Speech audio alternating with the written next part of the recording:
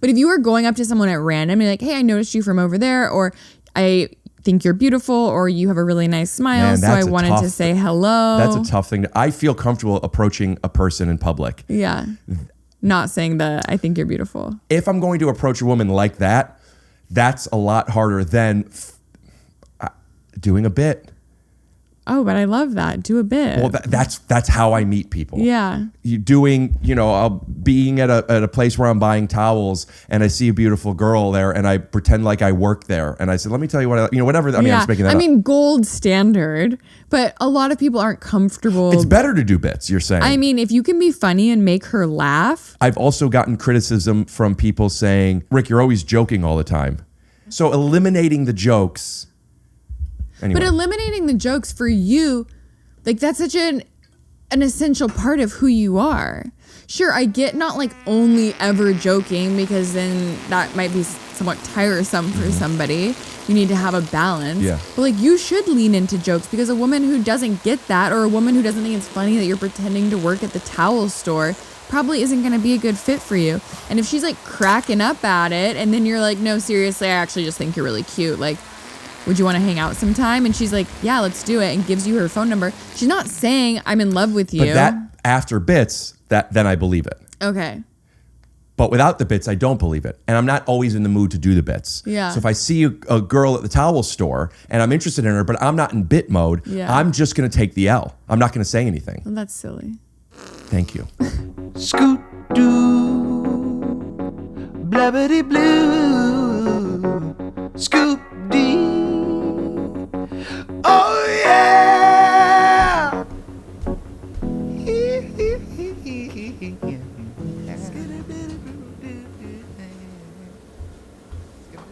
I'm still setting stuff up here. Blaine, hi. this is Miranda. Hi, Blaine. I'm Miranda. Nice to meet you.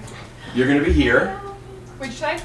Right here. Perfect. So I know I warned you that I don't have air conditioning right now. Yes. But what I didn't warn you is I am not fit for this environment. Well, I live in Texas and I'm from Arizona, so I'm fit for this environment. All right, well, you host it. Come see me do stand-up live on the Ricky's on the Loose tour starting this weekend in North Charleston, September 4th, 5th, and 6th. I'll be in Detroit, Michigan, September 26 and 27. In October, I'll be in Atlanta, Georgia, Raleigh, North Carolina, Toronto, Ontario, and Buffalo, New York, and New York, New York.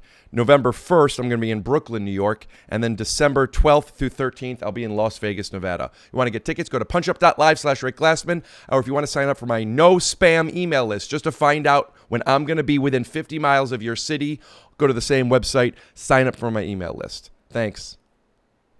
This episode is sponsored by Monarch Money. Don't let financial opportunity slip through the cracks. Use code TYSO at monarchmoney.com in your browser to get half off your first year. That's 50% off your first year at monarchmoney.com with code TYSO. Okay, I need to take a break. I'll be right back. You got this, Rick. You could fucking do it, dude. Just act like you've been here before. Okay, sorry about that. I just had to make a phone call. All right. Thanks for your patience, Blaine. No worries. I'm ready. You know, those Texas podcasts, they're always, you walk in and they're good to go. They got Nespresso filters. AC blasting. Blasting. Hello? Can I hear you? Testing. Hello, hello. Okay. Can I hear you? Hello. Is it good? I think so. So I take this podcast on the road sometimes. And when I'm on the road, I oftentimes I have had, shout out to Homeless Pimp, a cinematographer do this stuff. And I love the way it looks. I've never done it at home. This is my first time doing this. I'm honored. So Miranda, thank you so much for doing this. We'll put her Instagram handle up here. And let's get into business. How old should a man be before he gets married? Oh, I'm a big on there's no right age. Wasn't a real question. I just wanted you to know that. I'm sorry. I need How old are you? 29. Oh, okay. You're young. Why is it that women are allowed to ask how old a man is but it's taboo for a man to ask how old a woman is. I think Good it question. depends on the context. Like, you can ask a woman how old she is. Like, I wouldn't be offended if you asked me how old I am. Did you pause waiting for me to ask? I won't ask. How much do you weigh? That one is a little more taboo, but I Why? actually wouldn't. I think it depends really on the woman, though. Mm-hmm. But it's personal, I suppose. I don't know how much I weigh, though. Well, I could- my mom doesn't like talking about weight. And so much so that she's allergic to bees. Can I say that? Yeah. And she got stung by bees and had to go to the emergency room.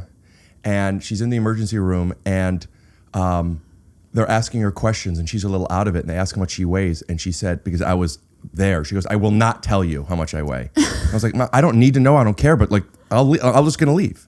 I was very surprised to hear that. Yeah. I don't know if I could do this, dude. It's too hot. Okay. Will you take the lead for a second?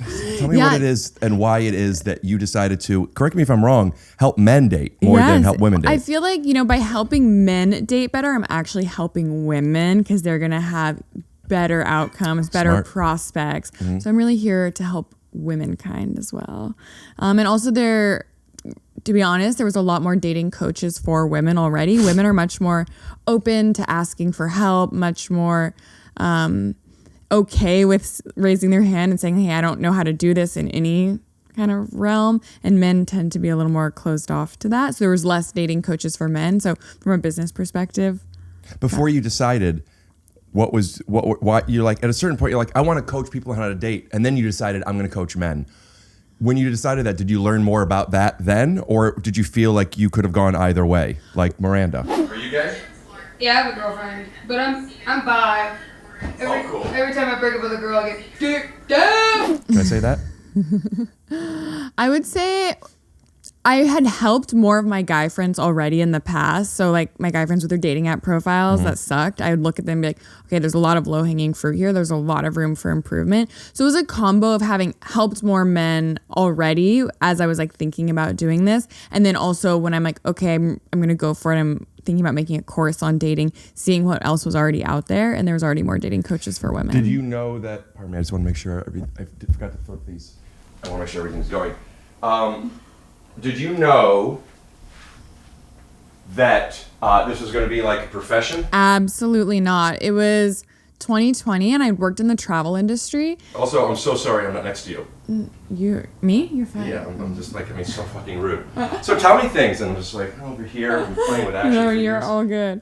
I worked in the travel industry, so when the pandemic hit, What does that mean? I You essentially sold tickets? Like, more or less. I planned trips around the world. So like I'd done a few different things within the travel industry. What I was doing at the time was like putting together comprehensive trips. So someone's like, I want to go on a safari to Africa. I want to go to Europe for the summer. I'm booking flights and hotels and tour guides and all of that. But no one was traveling in 2020, so I didn't have a business. And so I had been helping like my guy friends. I had, read on their profiles. I'd gotten more results. profiles on dating sites. Dating apps, yeah, dating app profiles. And my boyfriend at the time, who's now my husband, he Nice. was actually like, why don't you put all of the stuff you've helped people with into a course so you can give it to more people than like working one-on-one and doing each little thing for them. And so I made my first course. Do you remember the first things you like when you're helping your friends and you're looking at their dating profiles? What did you notice at first that when you're like no and yes? Bad photos. That was always... Is bad photo doesn't necessarily mean unflattering, right? It means bad as far as like a view into who this person is. Yeah, it means both. But Who's a lot... put up ugly photos of themselves? I feel like people don't know what is a good photo oftentimes, or it's just low quality. You can't really tell what they look like. They honestly don't look good. People have a hard time knowing what. I actually dealt with this the other day for a matchmaking client. I made him do a photo shoot because I was like, I don't like any of your other photos. Photo shoot for his like headshots, but for Yes, a like- date instead of a show. Exactly. Like I just needed photos of him that showcased what he looked like Did and he looked do? good. Did he do options where he's like wearing a doctor suit or doing one where he's like wearing a fireman's hat and stuff? No, but that would have been pretty hilarious. But no, they're literally just wearing regular clothes. I tell my clients wear what you would wear on a first date if you're getting your photo taken. What is that? What do you wear on a first date? Typically, nice, just a regular t-shirt, jacket on top, jeans, maybe a button down, depending on your style, where you live, what type of dates you go on. But it doesn't need to be really fancy. It should be something that you'd be comfortable wearing out to dinner. You know, I was planning on, out of respect, wearing pants for you, but it is. I was planning on wearing pants too, and then I got your text, and I was like, I am not wearing pants. I texted Blaine to say, I don't have air conditioning. It'll be okay, but you know, if you're going to wear a sweater or something. Yeah. So you look at the pictures and you say what? Well, so with this particular guy, he's like, the photos came out horrible, and I'm like, oh no. Okay, like let's see them. Well, I paid for them. Like they were part of his package. I said, I'm including this in your package when we start. I do that for my matchmaking clients because I just need good photos of them. Like it's a non-negotiable. So. And I'm like, oh gosh, let's see. What does a package cost? It depends what you're looking for. Either tell me how much a package costs or how much you weigh. Which one is harder for you to answer without context? They start at $25,000. Damn, yeah. Blaine, 25,000. And for matchmaking, that's not dating coaching. Matchmaking is more important than dating coaching. Well, it depends on the person. If someone comes to me and they want to do matchmaking, but they actually need dating coaching, I don't let them sign up for matchmaking. I'm like, first, let's address the dating coaching. Do that with me. Let's say I'm coming in here and I'm saying, I want matchmaking. And you're thinking, maybe I'll do that. But let's see how you are on a date first. Yeah. How would you find that information for me? I'm asking a few different questions. How many first dates have you been on recently would be one. It takes me a long time to go on dates after I get out of a relationship. Oh, okay. And I saw an ex again. We'd been broken up, and then we ran into each other. We saw each other again. She called me. I said, okay. We gave that a shot for a second. It's been a couple months since then. Okay, got it. So it's been a while since I've been on a first date. Okay, got it. And then when you last went on a first date, thinking back to how you feel on dates generally, do you typically get a second date? Do you get a third date when you want that? Or are you oftentimes hearing from the woman that she doesn't want another date? I don't usually want to go on a second date. That's usually where it ends. Not to say that they necessarily do. They'd be a fool not to. Why do you typically not want a second date? I'm aware how much we as human beings project. I am. With that, I feel like I have a pretty good sense of this isn't my person. I also know that's not fair. I also think that's probably why it's such an issue for me. Two main reasons. One is extremely superficial. I'm not attracted to a lot of people. I've given it a go. I've given a go where it's like, well, it's a beautiful person. For whatever reason, I'm not physically attracted to them. Get to know them for a while. I've done this. It doesn't ever change. And the other thing is I'm difficult. I have OCD. You have to sit on a blanket. And I know that I want somebody who is willing to be patient. And when I'm on a date and certain things that they say, not even necessarily about me, but just things I'm like, oh, this isn't going to work. You feel like you can tell pretty quickly. Yeah, and I know I've been wrong. I mean, I can't prove it, but like, yeah. What do you mean you know you've been wrong? Like you dreamt it. I can't read their mind. I don't know. Yeah. I know that I don't know, but like, I feel this way in friendships. This isn't exclusive to dating. I feel this way in friendships where I meet people, especially during podcast. Like I'll do a podcast with somebody and I either don't know or I have a feeling we'll be good friends. I don't ever know we won't be. But then after a little bit, it's like, yeah, I don't care. I don't want to. Does that make sense? A bit. So it sounds like you feel like you don't need to get to know somebody for a very long time before you decide whether or not there's going to be romantic or friendship fit. Yeah. And that keeps you probably from going on a lot of second dates. Yeah. Yeah. Yeah. If there's something that I can tell, and I don't know if I can, it's our frequencies aligned. I feel like I find that in friendships too. I find it difficult in friendships to find frequency. This is not, like I said, not exclusive to dating. Yeah. But I don't have to be physically attracted to my friends, and we don't have to share the same values in the same way. Okay. So when you are before a date, if you meet somebody online, are you able to tell whether they're physically attractive from photos, or is it oftentimes not until you meet them in person? I FaceTime. Okay. You'll do a FaceTime first. I do FaceTime dates. Where do you typically meet your dates? I've met people in person. I don't think that's a weakness of mine, but statistically, Instagram. Okay. Yeah. Inbound? No. No.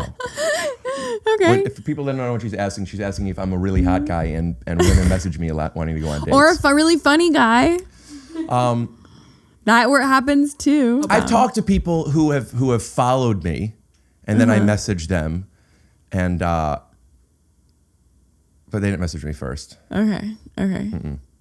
No way. No way. Maybe it's not impossible. Do you get any inbound or then you're just not attracted to them, or is it just like not the hot girls that are inbound? Come on. That's not something I could answer. Yeah, the messages that I get from people usually aren't people. Yep. The women you want to go on dates with aren't the ones sliding into your DMs. I don't know. Some of you might be, and I just haven't given you a chance. But no. I'm not attracted to a lot of people. What are you what are you attracted to? I can't answer that. I've tried to answer that. And it's not like they need to be hot enough. Yeah. It's not that. Yeah. I okay, well, you'd be a really quirky tough girl. matchmaking client. I know. So that would be my answer if we were in a matchmaking consultation. I'd be like, I'm already okay. hot. I can't tell how much of this is I never talk about this shit on pod. Let me see if I can answer you more honestly.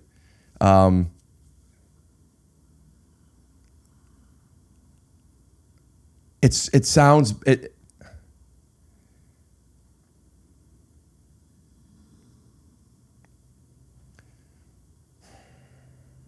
this is constantly a thought in my head right now, and I don't want to be wasting time while I have you here. We can come back to it. Yeah, maybe. I'm also like, Or not. like I met a girl recently. We were talking a little bit, no more than that, during that a few months where I was broken up, and then she was going to come visit. She doesn't live here, and I thought that would be fun. Then I ended up not even seeing my ex again, but just she reached out to me, and it just threw me off. And this girl was going to come visit, and I told her, hey, an ex and I started talking again recently. I don't know what this means. I don't think it's appropriate to do this. I felt really bad because we were making plans. I have to prioritize something, and I chose this person. And then things didn't work out. So then I started talking with this other girl again, and I feel myself, am I not interested in her, or am I not, I just don't know if I'm available. And that's a really tough one for me too. Like, she's stunning, and my attraction toward her is not what the fuck? Does that make sense? Yeah. And I don't know when in my life am I not attracted to somebody because of something with me, something superficial, something with a personality that changes the way they look. I don't know. Do you feel like you're putting a lot of pressure on yourself, though, to be attracted to her before you spend any time with her? Because it sounds like you don't know her that well. Is that accurate? I don't know the background. We've talked a lot. Have you met in person? Yeah, we did recently. Oh, okay. Yeah. So what's the problem? Why don't you go out with her? Keep getting to know her.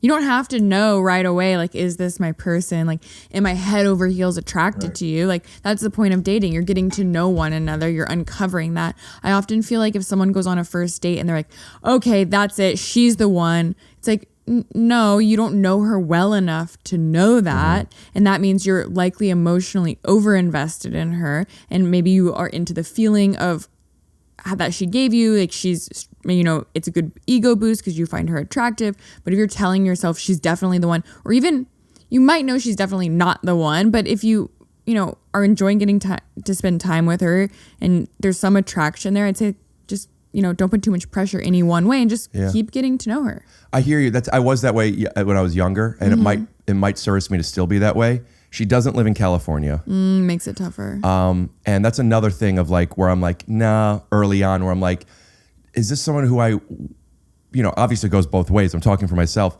Someone who I would want to have children with. Is this somebody who I ask early on, are you okay? We don't have to be a Jewish household exclusively, but we could celebrate all the things. Could our children be raised Jewish? Could they have a bar bat mitzvah type of thing? Little things like that. When I find out, I'm just like, why? This will be an obstacle that I don't want to hurdle. Yeah. So why continue? You know what I mean? Yeah. And here's a girl I would like to spend more time with. Like first date or No. Later. I'll ask. Yeah, I don't. Probably not a first date. Okay. Yeah. Because there are certain questions that absolutely make sense to ask, or even like as a matchmaker, I qualify for in advance. Like, he's Jewish. That's an important part of his upbringing and background. He would like to be culturally Jewish. Are you okay with that? You know, those are things that and I think would be appropriate for you to ask early on. But there's also certain things, and whether or not your kids have a bar mitzvah may fall into that category, that if you ask a woman that before she really gets to know you, Understood. It's a different answer. Like, I had a matchmaking client once, like, I really want a woman who's willing to live outside the US, but he's dating in the US. And it's like, whether or not she's willing to move with you to Europe is going to depend on a lot on your relationship and whether or not she sees a future with you. Like, that can seem really exciting with somebody who she is in a committed relationship, who she trusts, who that sounds like a fun adventure to go on with, but that might not be something on her mind or that she's open to hearing it from a total stranger. Yeah. Do you think that there's that gray area could expand and contrast as you get to know somebody, but there's still some things that lie without it? For example, if they are extremely religious in their Catholic, you know, whatever it might be, and their family, yada, yada, yada. It's tough. And here's another one that is, I'm joking because I know this isn't true but like culturally being Jewish isn't just about is mostly not about the religion. There's a certain familiarity that come with, do you at least like Curb Your Enthusiasm? You know what I mean? Like there's certain things. And there are certain people that are very religious and came from a certain thing where like, that's where I'm saying a frequency thing. I could just tell, you're not going to think that this is, I fart a lot. You know what I mean? Like, I'm very goofy. I love taking edibles a few days a week. Like, I don't need you to take them. Yeah. It's less about wanting somebody to be something different if I'm interested in them and more about me maybe defensively recognizing it's going to be tough for them to accept the way that I am and the things that I like. Yeah. And those things I feel like I know kind of early. Also, I'm really not sexually attracted to a woman that doesn't make me laugh. All of my exes are funny. I'm sure they still are. And I also have a very specific sense of humor. I'm fucking stuck, you know? Okay. Yeah. I mean, it sounds like you have a very specific criteria in what you're looking for, which is okay. It's actually why a lot of my clients come to me because they do have very specific criteria. I'll call it top of funnel that they want qualified for because top of funnel meaning these are my non-negotiable type things? Yes. And it varies how strict they are or how... Could you give some example of other people's non-negotiables? Yeah. Anonymously, obviously. Of course. Actually, I'll take a cold water now that... Mountain Valley. I don't know. Which one's better? I don't know. I don't have a strong stance. It is getting a little toasty. I know. I'm getting extra hot too because I'm talking on the spot. Yeah. Okay, yeah. Some clients have very specific physical non-negotiables. Hold me 1 second. Are you hot? Do you want a drink? I'm doing good. You sure? Okay.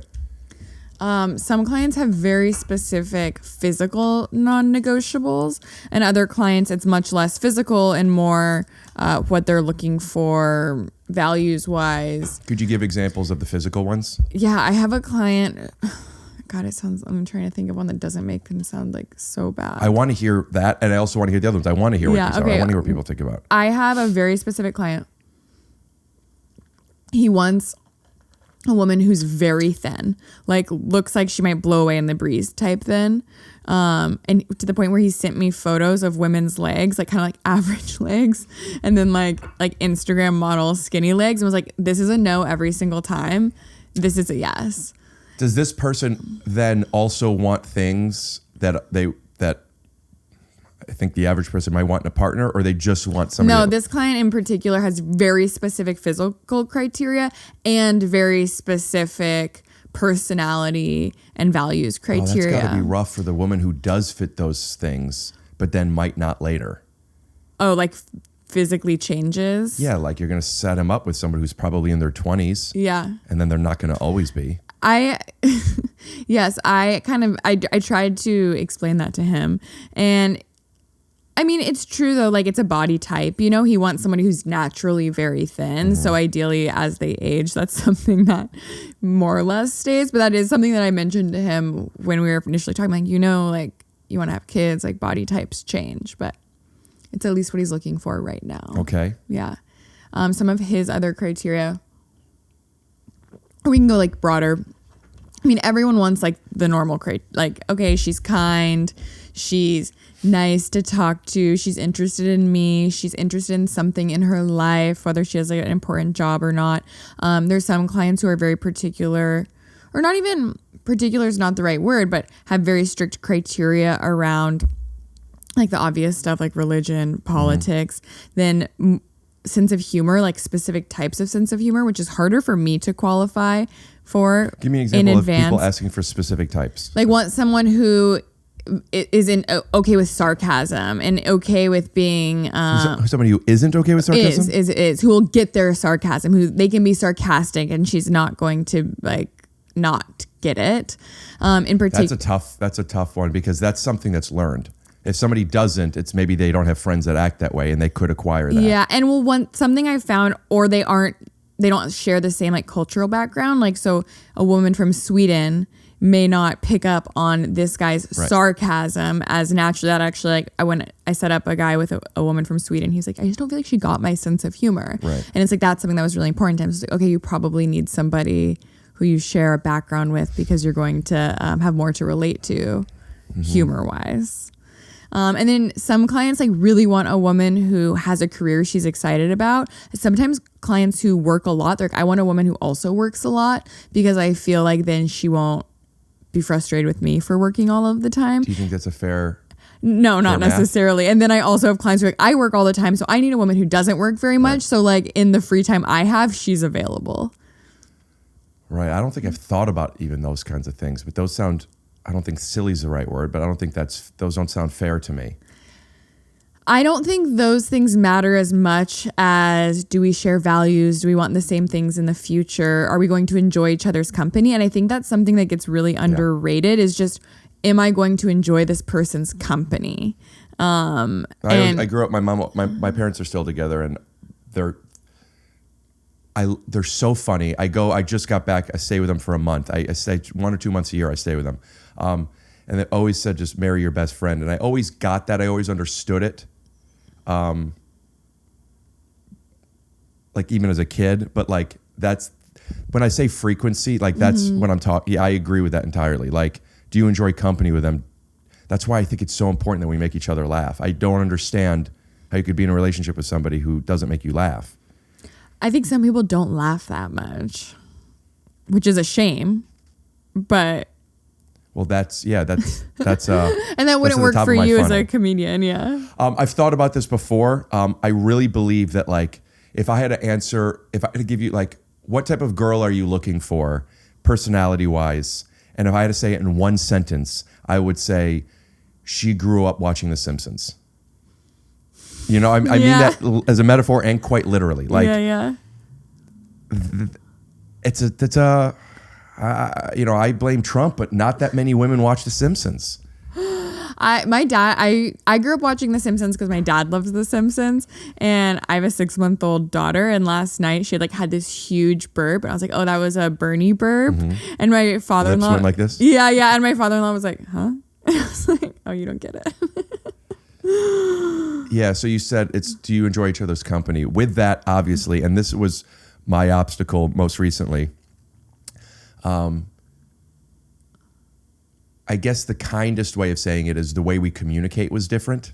If I were being more honest with clearly I have a bias, I have my blind spots, but the way I felt and feel about it was like, there was a limited tool belt that this person I felt had, which isn't, my thought was it wasn't a deal breaker at first. I didn't have tools until I had them. It's not my job to teach this person. I don't think this person wants that of me. But as I realized, like, oh, we aren't picking up on these things together. And then I also realized, like, like I said, I really believe it's not my job to teach somebody. Not that I'm not unwilling. It's just, this is this person. They're going to go along their way. But there is a shorthand that needs to be developed that isn't me teaching her and her teaching me. I remember really early in the relationship, and I thought this was a red flag, was, it's too long of a story. I don't think the details matter. But basically, she said something to me that she wanted. We agreed to be exclusive. I actually asked if we could be exclusive. It's really tough to decide to be in a relationship. It isn't tough for me to decide to like get on that train. Yeah. How do you feel about it? She said she didn't know. I said, well, we don't have to, but I do want to let you know that like, if we do move forward, I want to make sure that you want to be exclusive with me. I know that my feelings will get hurt and I am interested in this. And she said, great, I would like that too. A couple weeks later, something happened, doesn't matter. But it hurt my feelings a little. And she said, well, you didn't say you wanted me to be your girlfriend. And I said, if you want to have that conversation, I'm happy to have that conversation. I tried to have this conversation with her before. I don't see how these two things are connected. And, it's really important to me that definitions, and I need to And I believe she believed that she thought that if I said this, it would have made her feel a certain way. I also recognize that if that's the case, then that's going to keep coming up. Mm-hmm. I said, I think what it was like she was maybe feeling not a priority. Mm-hmm. I said something like, good to know. I would love if you could tell me that like the way we're speaking, you're not feeling prioritized, and maybe we could find a way of doing that. I think it's important that we teach each other the things that we want and need. Mm-hmm. And she said, I don't want you to be teaching me things. And I remember like, I don't mean like I know something you don't know. I meant like, I want you to teach me what you want, and I want to teach you how I like to communicate. Yeah. If you haven't figured it out yet, I over communicate. Yeah. I am so fucking into somebody saying like, too many words, I get it, or too many words, I don't get it. Sum it up, or let's get back to it. Whatever it is. Yeah. And I'm like, oh, that's a red flag. And I thought it was exclusive to that. And then I realized like, oh, we just communicate very differently. Yeah. And it doesn't sound like she was willing to necessarily work on defining a mutual communication style that worked for both of you. Maybe not. I don't know if that's fair to say. She's in therapy. I'm sure she's working on stuff. I was going to ask, are you in therapy? Yeah. Yeah. She's in it. I really don't know. Is she not capable of it? Not that she's stupid, just like our upbringings are different. She doesn't want those types of things.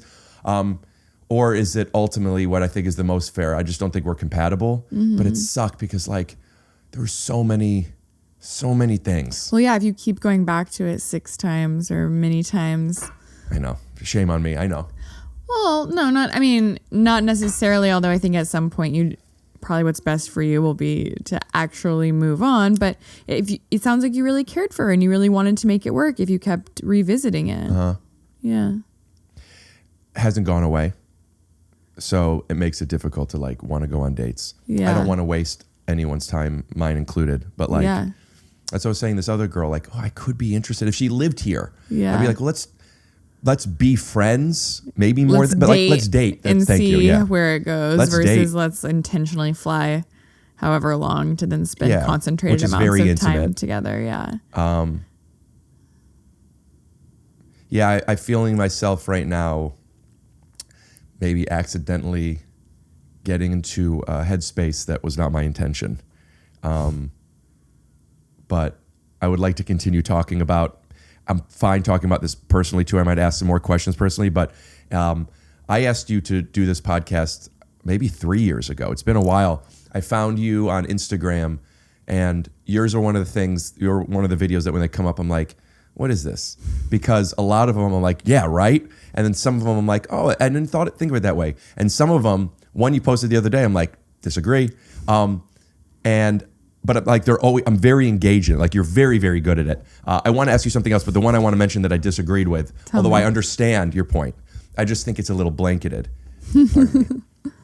This episode is sponsored by Monarch Money. Feel organized in your investments, in your saving, and have a better understanding of what a 401k is. I've been in the stock market game and the investment game since college when I learned about option trading and was basically just, to be honest with you, gambling. Feel organized and confident in your finances with Monarch Money, an all-in-one personal finance tool that brings your entire financial life together in one clean interface on your laptop or your phone. And right now, for our listeners, you do get 50% off your first year. Maybe you're saving up for a vacation. Maybe you're saving up to buy a home. Maybe you're saving up to spend $25,000 to find yourself a wife or a husband. Well, Monarch isn't just another finance app. It's a tool real professionals and experts actually love. Named Best Budgeting App of 2025 by the Wall Street Journal, so you know it's got to be good. It's my understanding that sometimes money could make or break couples. Monarch gives your partner full access to your shared dashboard, including linked accounts, budgets, goals, and spending activity all in one place. You can even give access to your financial advisor at no extra cost. Don't let financial opportunities slip through the cracks. Use code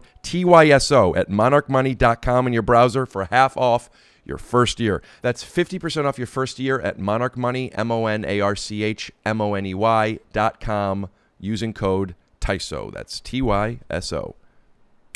The one that you posted about the guy you set up with your friend, and they were going to meet up at 7. Oh, yeah. And they were going to walk around or whatever. Yeah.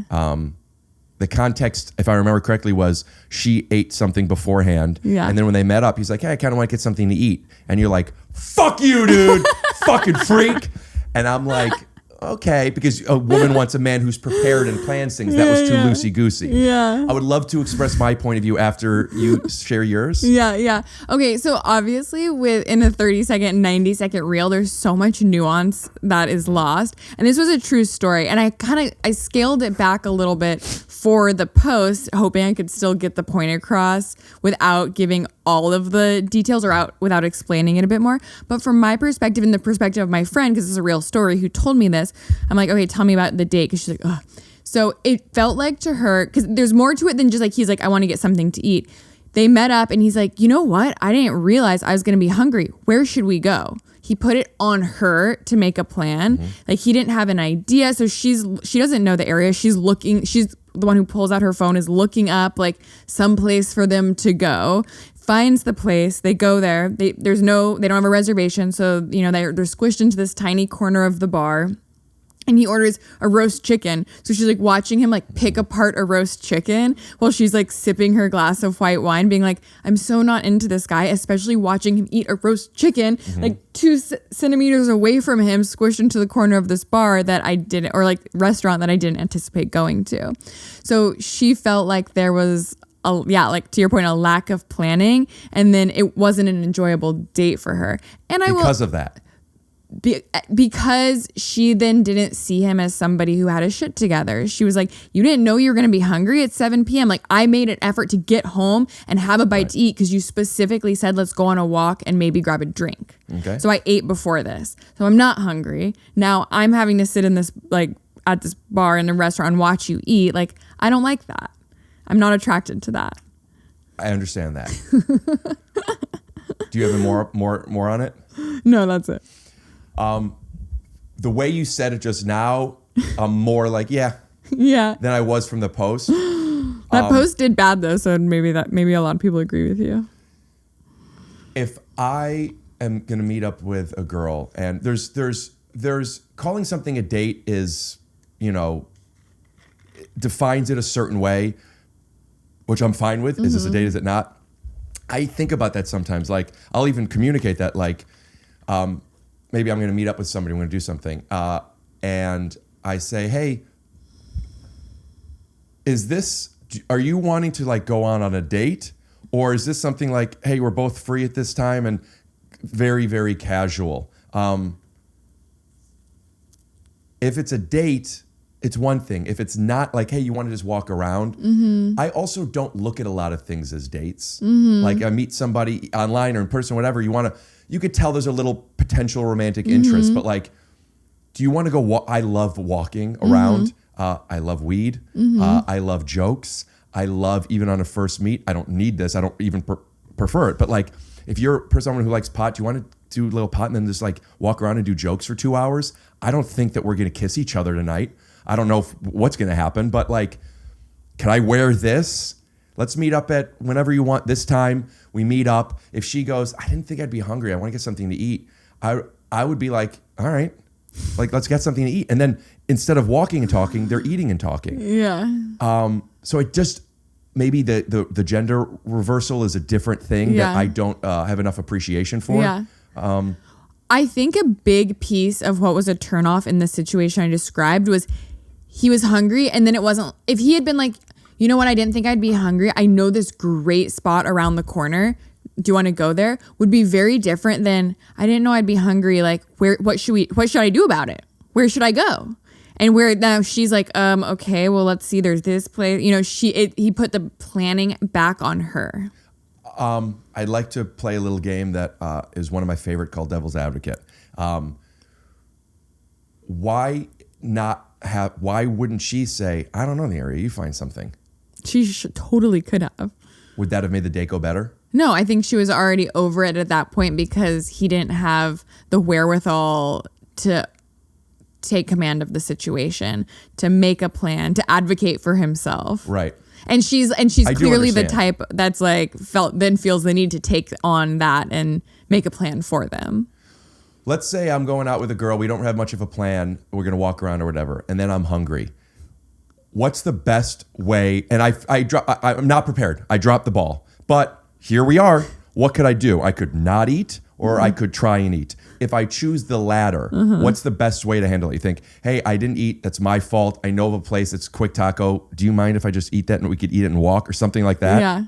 Yeah, I mean, that works. Even if he asked, I don't know the area. Like, do you happen to know a spot? And she's like, no, not really. And he's like, okay, let me look. Let me take the initiative to solve this problem that I am having. Yeah, it seems the inciting incident to this is he didn't take control. Mm-hmm.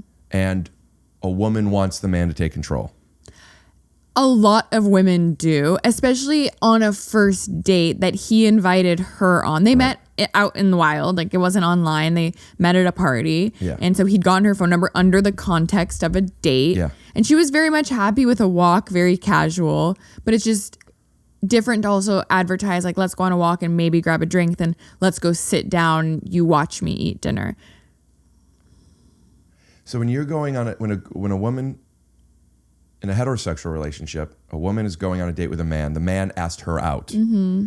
What do you feel neither better or worse? What do you feel the average woman has in her even subconscious expectations of what this date is supposed to be? Like activity wise? Maybe, but more so like you were saying, he was prepared. Yeah. It seemed like he cared. Yeah. He was a gentleman. He did certain things that might not be who he is 3 months later, but she wants him to be. I talk about this in my act right now, like how I didn't learn until my 30s that you're not supposed to show up on a date completely authentic. You're supposed to show them the version that you think they want you to be, but there's this mutual understanding that that's not sustainable. But whatever you start with, it's going to degrade. So you might as well start here and end up where you really are, than start where you really are with the understanding of you might degrade, but no, this is who I will stay this the whole way. Yeah. So more like globally like that. Does that make sense? Yeah. So, okay, I actually like that because you're so right. And I talk about that not so directly, but I talk about trajectory. I talk about like a woman wants to see you for who you can be and who you're going to be. So, for example, if you're unemployed today, don't go there and be like, yeah, I don't have a job. It sucks. Go there and be like, I'm in between things and I'm looking into a job in X, Y, and Z fields. And one day I hope to do this and that. And then it's like actually kind of fine that you're unemployed. So what you're saying now, by the way, I'm loving this. So I'm sorry, I'm going to interrupt me back or leave negative comments.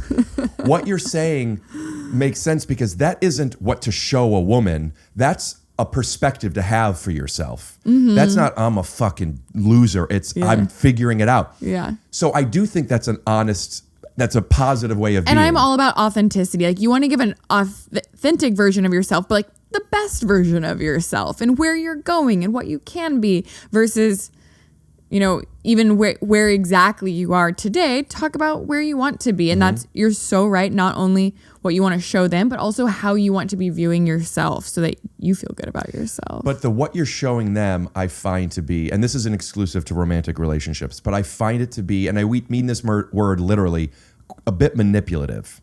I think that we're, and I've talked about this on a podcast before, and this is a metaphor as well, but like the idea of opening a car door for a girl, when I'm driving and I'm coming from the driver's side, I'll open, if this is an important thing to you, if you said, hey, it makes me feel this way, great, I'll do it.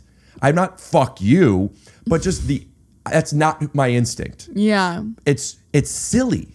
It's silly to me to walk around and do it. Depending, are we holding? What are we doing? Is there traffic on this side? I mean, there's conditions, but just I was with a girl who ended up being a girlfriend. We were dating for a bit before that happened, and she said, "This is like a bit." It was a month, but like we saw each other a lot. Yeah. And I didn't get the car door for her, and she said, "Will you get the door for me?" And I said, "Absolutely. If you want me to, sure." I did it. And she goes, "Yeah, I don't like that you didn't do it." It was a healthy conversation. Yeah. But I said, "Why is that?" She goes, "To be honest with you, I don't know. That's what a gentleman does. I don't care if you do it. I mean, if we had been dating for a while, it's fine. But right now, I feel like you're supposed to show up a certain way." And I believe she learned that. Yeah. I think a lot of people are whatever religion or political party they are because their parents were that. When we had a conversation, it was great. But like, oh, you want me to be this thing just so you have faith that I'm what? And once you realize I'm this, you don't need it anymore. Does that make sense? I think, yeah, but I do think there's something about opening the card. First of all, I actually like that she just told you how she felt about it. I loved it. Like, that's like very nice. Like, communicate what you want. Don't assume people can read your mind. And that goes both directions. Like, maybe you're like, no, fuck you, I don't open doors. And then, okay, she's not. I always opened it for her after that, by the way. But then you guys wouldn't be a good fit for each other. But just because you didn't know to didn't mean you couldn't be a good fit. Like, you just weren't aware that she wanted that. Yeah. But I think what it shows is, and again, there's a lot of things that, it's just like if you're sitting in your car, like for example, you're picking her up and you're just sitting there. No, very different. Okay. We're walking out of a movie together. We're coming to the parking garage, and we're coming from the driver's side. And instead of me opening my door, I go around, I open hers, I wait for her to get in, I close it. Okay. Very different. That is very different than you just sitting in your car like a bum when you're like, beep, beep, I'm here. No, not that. Does that it makes a difference? Because to me, it's a big difference. Yeah, I think it's a big difference too. But okay, so in that case, I mean, I like that she said something. Would I tell guys like, make sure you always are walking around to the other side of the car? Like, no, not necessarily. But those things, that's what I'm saying. It isn't necessarily that. It's showing up a certain way, wearing clothes that you wouldn't wear, you know? I don't like that one, but I think, like you should dress what makes you comfortable, but that gets tricky because like, yeah, if you're comfortable in your PJs, like, no, that's not what you should be wearing on a first date probably. And there's a reason for that. It's like, she is going to take you in for what you look like. That is going to be the first impression she has of you. So it's not that you can never wear your PJs around her, but it's funny, I really never thought of it like that, but it's like, yeah, you want to show like the best version of yourself with the understanding like it's not always going to be like that, because if that's where you start, then like it's like, oh God, what's he going to be like? How unfortunate that that's the case, because what if you knew, hey, this is what it is, but it's not going to degrade. It'll stay or go up as we gain levels and we learn what you want, you know? Yeah. But I also think that, sorry, I lost my train of thought. I was thinking about two things at once. I feel like if it shows that you care. It's not that she expects you to never wear your PJs or always be opening the car door, but it shows like an initial investment and interest in that person by being the best version of yourself and taking a little extra time as you're getting to know somebody. So it's a form of communication. Yes. Okay. What if I have a date tonight and it's hot out and we're going someplace that is not super casual? I don't know. Just a nice restaurant that I'm allowed to wear this, but maybe I would wear this with friends. Mm-hmm. And I say to her, and I show up like this, and it's like, oh, that's communicating something. But instead of letting people fill in the blanks, which is maybe we'll get into that. But I call her and I say, hey, I'm super excited to go on this date with you. I am in my hot era right now. And I feel like I want to, out of respect to you, show up in pants. Pants is a big thing for me. It's just a big thing. I might as well wear a tux. But I want to show up for you a certain way, and I will. I'm kind of putting you on the spot here, but I want to let you know that, like, I don't know you. Would you like that? Is it okay if I wear shorts? No, don't do that. Right. Just wear your shorts. Well, I'm not, but what I'm saying is like this idea of like, oh, this is a form of communication.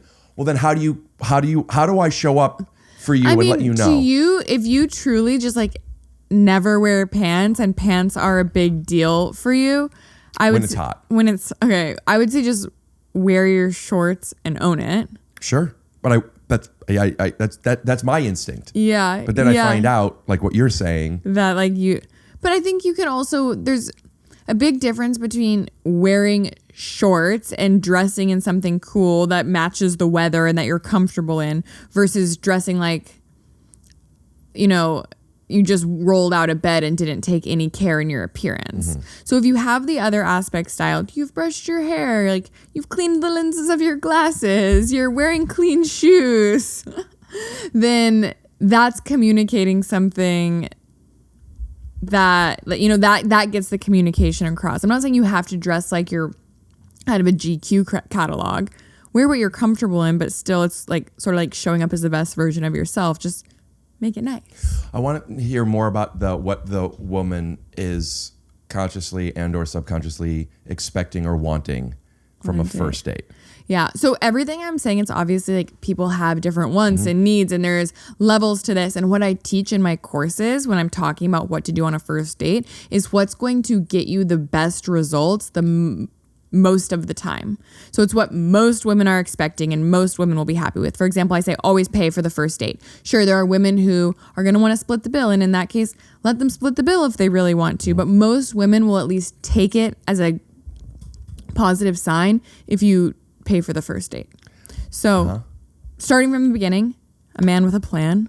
I talked about that in the reel that you disagreed with, but that wasn't, I don't think, the point. I disagreed with the objectivity of it. Yeah. But again, while you were explaining that did make more sense. Just him eating chicken with his hands and her not wanting, but her not liking that. Come in with a plan. So whatever it is that makes it that you enjoy for a first date.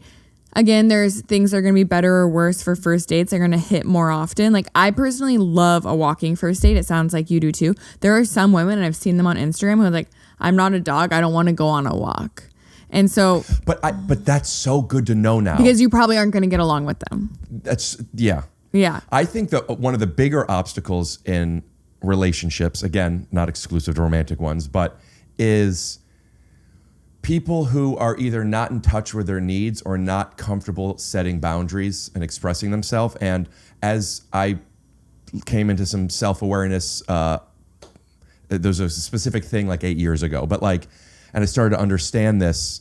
I'm like, oh, maybe we just need to do this thing. I've come to realize how few people know what they want, while picking up on the feeling that they don't like, and then having a feeling and creating thoughts to it, as opposed to the other way around. Does that make sense? No, say that again. Okay. You and I go on a date. You think it's important for the guy to open the car door. I don't open the door for you. You don't feel nice. You don't feel wanted. You don't feel whatever this negative feeling is. So then you create a thought. Rick isn't XYZ. As opposed to having a thought first. Hey, I want this, before you build ultimately what could turn into resentment, but even something quickly. Hey, will you do this for me? You give the person the opportunity to then show up for you, or you give them the opportunity to decide not to. By somebody not expressing themselves, they could blame another person, but what they're really doing is taking the choice and the opportunity away from them. And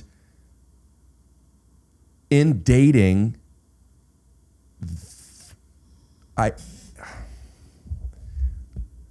don't believe I have found my person who I don't need them to want the things that I already have to offer necessarily. I don't believe that I've been lucky enough to either find or notice somebody who is comfortable saying, hey, and comfortable with me then being like, yeah, okay. Or be like, why? Could you explain why? Or this isn't something I like. I mean, I guess I'd put that near the top of the funnel, but that's under the communication Yeah, category. Yeah. Well, and I think that's a problem with modern dating is that people expect the person that they're on the date with to be able to read their mind oftentimes, and they aren't willing to make that communication because Do you think they know that?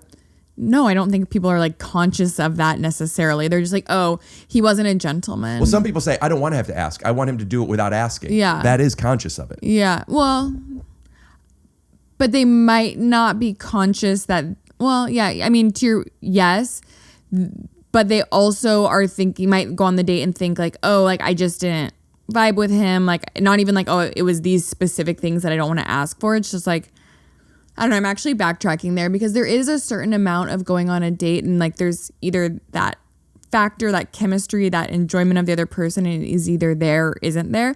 And so on one hand, that's like, a frequency thing. I feel like. Yeah. The frequency, the chemistry. Yeah. And some of that is going to either be there and it's not going to be there. But I will say, and I don't know if this is your case or not, but we kind of started to touch on it. It's like sometimes people assume that frequency or that chemistry isn't there too quickly. And it's to the point we were just talking about, if you wait a little longer and you communicate about what you want, it actually can get there and you could be missing out on some really great connections. I believe that. Do you think there's some truth into, let's say here's the frequency and they go different places, but like we'll just make it linear. Here, for over communicating. Top doesn't mean better. It's just a different frequency. And I'm here and you're here. Well, we're not meeting, but it's a close thing, right? Mm-hmm. I'm here and you're here, or here. Yeah, it's like there's only so much. Yeah, I agree with that, and that's like where like I don't want to have to teach him. If it's every single thing, then it's like that person probably isn't a fit. Yeah. But if it's just the door, and that was like the piece that you feel like he was missing, communicate about it. Give him the chance to do it, and then you might feel like you feel that desire. You feel like he wants you. You feel like he's putting in the effort. I also think that the door. It's never the door. You know. It's never the door. It's just everything is communication. Mm-hmm. And it's not telling the person the thing or not asking the thing.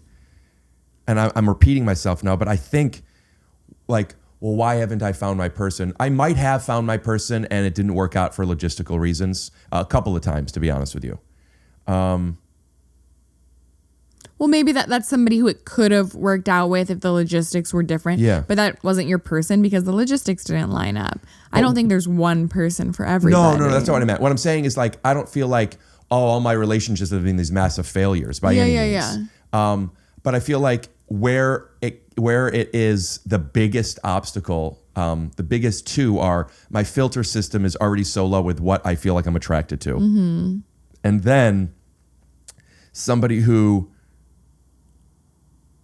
is just comfortable. Like, I don't like that. Which doesn't mean you can't do it. You know, so here's a good one, talking about being Jewish, as far as a lifestyle, not a religion. I am very attracted to people who complain. I don't mean negativity. I don't mean they don't, I mean when they have something to complain about. Yeah. I think it's a symptom of people who are in touch with their feelings, their body, and feel safe communicating it. Uh-huh. Then there's people that like, I have a friend who will do something and then later on will say, yeah, but then this, and I was just like, so it doesn't matter what it is. At the end of the day, I'm like, I used to ask, well, what did they say when you said this? But now I would just say, did you not bring this up? Did you ask any questions? It goes, no, I'm not a questions guy or whatever. And it's like, well, it's on you. Yeah. So many people are just like, whatever. It's asking a lot of somebody. But if she said, hey, dude, you're eating, one, it's disgusting what you chose to eat. And two, like, I would be so fucking turned on by that. I would also be like, embarrassed. Yeah. I didn't realize I was doing that. I've learned something. I didn't learn until my early 30s. This is going to sound silly, but like I was going bowling. We were going to go on a date and go bowling. The bowling alley that we agreed on, and she wanted to, was arguably walking distance from my house. Mm-hmm. And she lived in Beverly. She lived 30 some minutes away. Yeah. Do you want to meet at the bowling alley? She said, no, I think you should pick me up. And when she said that, I wasn't where I am now. And I remember thinking like, oh, I remember not liking that then. Yeah. Now, one, I like it because she told me whether I wanted to or not. But I have never gone on a date since where I didn't offer to pick them up. Shame on me. I never thought about that. Yeah. It's right here. What are you talking about? Yeah.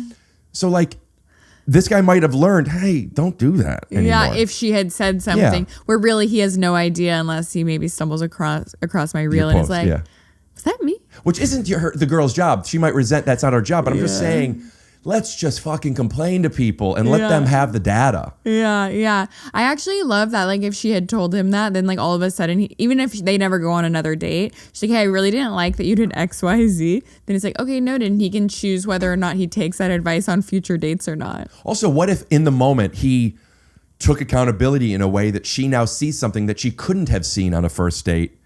Because we don't see this thing yet. We're showing them I'm wearing a tux instead of this thing, you know? Yeah. Yeah. I also think a lot of people don't like confrontation and they would view that as confrontational. I know. Saying the like, hey, I didn't like this thing. People are so adverse to confrontation. This is a big talking point for me in my life now. And like people's fear of discomfort, which I really believe isn't the fault of being uncomfortable. It's the fault of not experiencing enough. And like, pardon me for my stereotyping. I understand this is wrong or it's not always the case. Good-looking people have not had to, a lot of the time, develop certain skill sets. And Like what? I mean, this isn't an original thought, but like if you ever see a comedian who's hot and he's really funny, there's a better chance than not he was a fat kid or he played Magic the Gathering or something. You know what I mean? Like he had to find a way to hold somebody's attention. That wasn't his looks. That wasn't his looks, right? With that comes from, I would argue that the woman that says, I don't want to go for a walk on a first date, I'm not a dog, feels that another way of her saying that is, I'm not a dog, I'm hot. I'm not going to be treated like a fucking dog. Okay. You know what I mean? And it might be uncomfortable for her to go on a date with somebody who's walking her because also she might be uncomfortable thinking, does this guy not want to spend money on me? How do I find out sooner? Or whatever the thing might be. Instead of saying, I don't want to go for a walk, I'm not a dog, she could say, hey, I'm looking for somebody who has some serious money. If you have a lot of money and you want to take a walk, but I know later on, you'll whatever, it's like, let him know this now. Yeah. You know? I think the women who say that, is their argument is, if I'm going to spend my time with you, like what am I getting in return? Like Fair. It should be a meal. It should be something. Yeah. I once had a call with a girl who I was talking to for a matchmaking client, and she was like, well, my headphones are on. I'm being ridiculous. I'm sure we'll fix it later, but will you turn this more toward you? Yeah. Thank you. And I was talking to her about a potential match. I want to hear what you're looking for, see if the guy I have in mind could be a good fit for you. And she's telling me a bit about herself, and she's like, but if I go on the date, would he, take me shopping or like what am I getting out of it? And I was like, well, the chance of love. Like, no, he's not taking you shopping. Like, you're going to meet to see if there's a connection. Like, you told me you were looking for a husband and that you wanted, a life partner. So, like, no, he's not taking you shopping to thank you for your time in meeting. Good for you. And I didn't set her up with the person. But you said that to her. No, not really. Oh, that's why I said good for you. Why? Because professionally you feel like that's not the right thing? I think I'm trying to actually remember. I didn't say it so like frustratedly at the very least. I just said, no, like he's not taking you shopping. Like the purpose of meeting is to see if there's a potential romantic connection. Does this person want to find somebody to take care of her? Does this person want to find a partner? Those aren't mutually exclusive, but like, do you ask that question? Yeah, yes, and I would actually say, because I'm doing matchmaking, the guys will ask me, like, how do I know she's like not just looking for like the free bag? I'm like, because the women literally who are looking for the free bag tell me that, because they want to be set up with the guy who's down with the free bag. Right. So like, you're more likely to get an honest answer when I'm like the median between the two people, because these women aren't trying to waste time, especially the ones who are looking for a caregiver or someone who's really generous. Like, I hear that. I want to be with someone who's generous. And you can like kind of read between the lines about that. Or I'll say like, okay, what does generosity mean to you? That's what because I was that's gonna ask absolutely like, there's a point of being generous that's really attractive and isn't like this person's buying me a bag. But then if I say, okay, how does generosity show up for you? And she says, I really like to go shopping. Like, I'm really into designer things. And that's very different than, someone who cares for his family or someone who donates to charity. There are different ways. Like, I'll ask those type of questions to understand. But like I was saying, the women just don't have a problem telling me that, because I'm going to save them time and not set them up with somebody who's not going to take them shopping if that's what their ultimate goal is. How many people do you think listening to this who aren't in the I could spend $25,000 on this, or I can't go on a date and even if I wanted to buy somebody a bag or whatever, could relate to the idea of like, I want somebody who's generous. You don't have to be wealthy to be generous. No. I also think the intention behind generosity is what? And if it's this person makes me happy, I want to find ways to make this person happy. This person is happy with some of these superficial things. I'm able to supply those. I don't feel this person makes me happy. I don't think this is, I guess what I'm saying is like, if it's non-transactional, it's different and it could still be the same outcome. Yeah. How do you when matchmaking, or people who aren't being matched up, but like they're going on dates, are there some things that they could maybe notice or ask if they think they could be honest with? Like, girl says, I want to make sure that you take me out to a nice restaurant and you pay for it. That's fair. Guy says, I would love to do that too. This is my budget thing. How much does he want to, because I know me, I would be like, I want to do that too, especially when I didn't have money. I don't feel comfortable spending more than this stuff. Maybe this is tacky to say, but I want to do you have advice for that kind of thing? Yeah, well, I would say plan dates within your budget. So I once had a girlfriend who she lived in New York. This guy, he asked her out on a date. He took her to a nice restaurant. No, not like fancy, but it's New York. It's pricey. The bill comes and she does I can't remember if he asked or if she offered and he accepted. He's like, I'm in school right now, so like I really appreciate you paying for half. Like, thanks. And he said that. Yeah. I think he needs to say that before the date. Well, he should just plan. And her point to me was, I wouldn't have cared if we got tacos at the taco truck and grabbed a few beers and sat in the park. That's his lifestyle right now. I don't care that he can take me to this fancy restaurant, but don't plan a date where you can't afford the date. 100%. Huge turnoff. Yeah. So you can, I would say, plan dates where you can be generous. You can say, no, I got this. And you can leave a 20% tip or a 25% tip for the waiter who does a really good job. Yeah. Think about what the date is going to cost and plan things within your budget, because a woman who wants a really fancy date, if that's not where you're at right now in life, like, there are plenty of women who are going to be okay with that. And you don't want the fancy, like the woman who is going to demand something of you that you can't fulfill right now. So let's say this woman who wants a fancy date, overall is a catch, right? Shares values with this person, good communicator, and or is able and wanting to learn, kind. And she wants to go on a fancy date and have the guy pay. Without judgment, why does she want that? I think some women, and there's a variety of reasons, but I think they feel like they're high value, that they bring a lot to the table, and they view money or what is spent on a date as how much they are being valued. And I don't think that is the case personally, because I think there's plenty of guys who could take a woman on a fancy date and not value her. But I think the women, who are, and they just like fancy stuff. That's the lifestyle they like. So But that's a different thing though. If they want this lifestyle, then they might be this great person, but the top of their funnel, am I saying that right? Is this person has to have a lot of money. Yeah. That's the case. Get that out there. And they are by wanting a fancy date. Like if that But there are people who aren't necessarily just needing the money, but want it for what it represents. We don't have to do it all the time, but for the first date, you have to do this. Like, in order to play the game, you got to show me this thing. And I just don't believe it's because they love lobster tail. It's something like you said that I still don't quite understand. It's they feel valuable, or more specifically, they want to feel valuable, I think.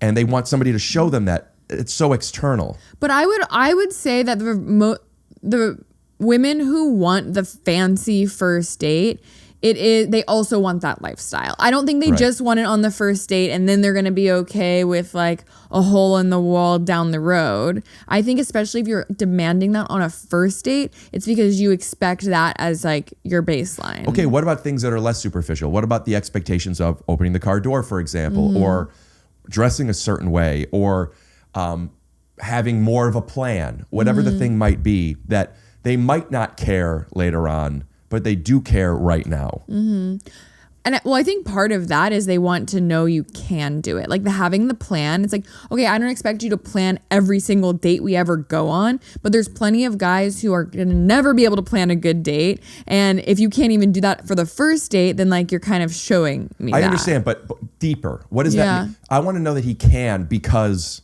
why?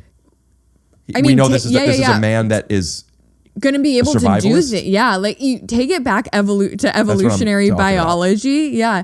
This is a man who knows how to get things done. He's going to take the lead. He has confidence. It's why like you hear like women like assholes. Guys will say that like, I'm nice guy. Women doesn't want a nice guy. And it's like, well, there are certain qualities that a quote asshole has. Yeah. Let's talk about those. Directness. Yeah. Not afraid of what other people think. Not scared to ask for what they want. Which have nothing to do with being an asshole, but you're saying maybe statistically assholes carry this trait more than the good guy that can't blah, blah, blah. Exactly, because the good guy is more of those. I'm scared of what directness, not scared of what other people think, oftentimes very confident, thinks they have a lot going for them. That's like could be like an asshole quality, but is actually like something that is attractive. And then you have the nice guy who's, maybe bending over backwards for this girl he barely knows, who's going out of his way to make accommodations for people, who isn't scared saying what he thinks because he doesn't want to ruffle feathers. Now, this is unattractive because not that he's being nice or willing, but because we're seeing somebody who is not valuing himself and his wants and his needs.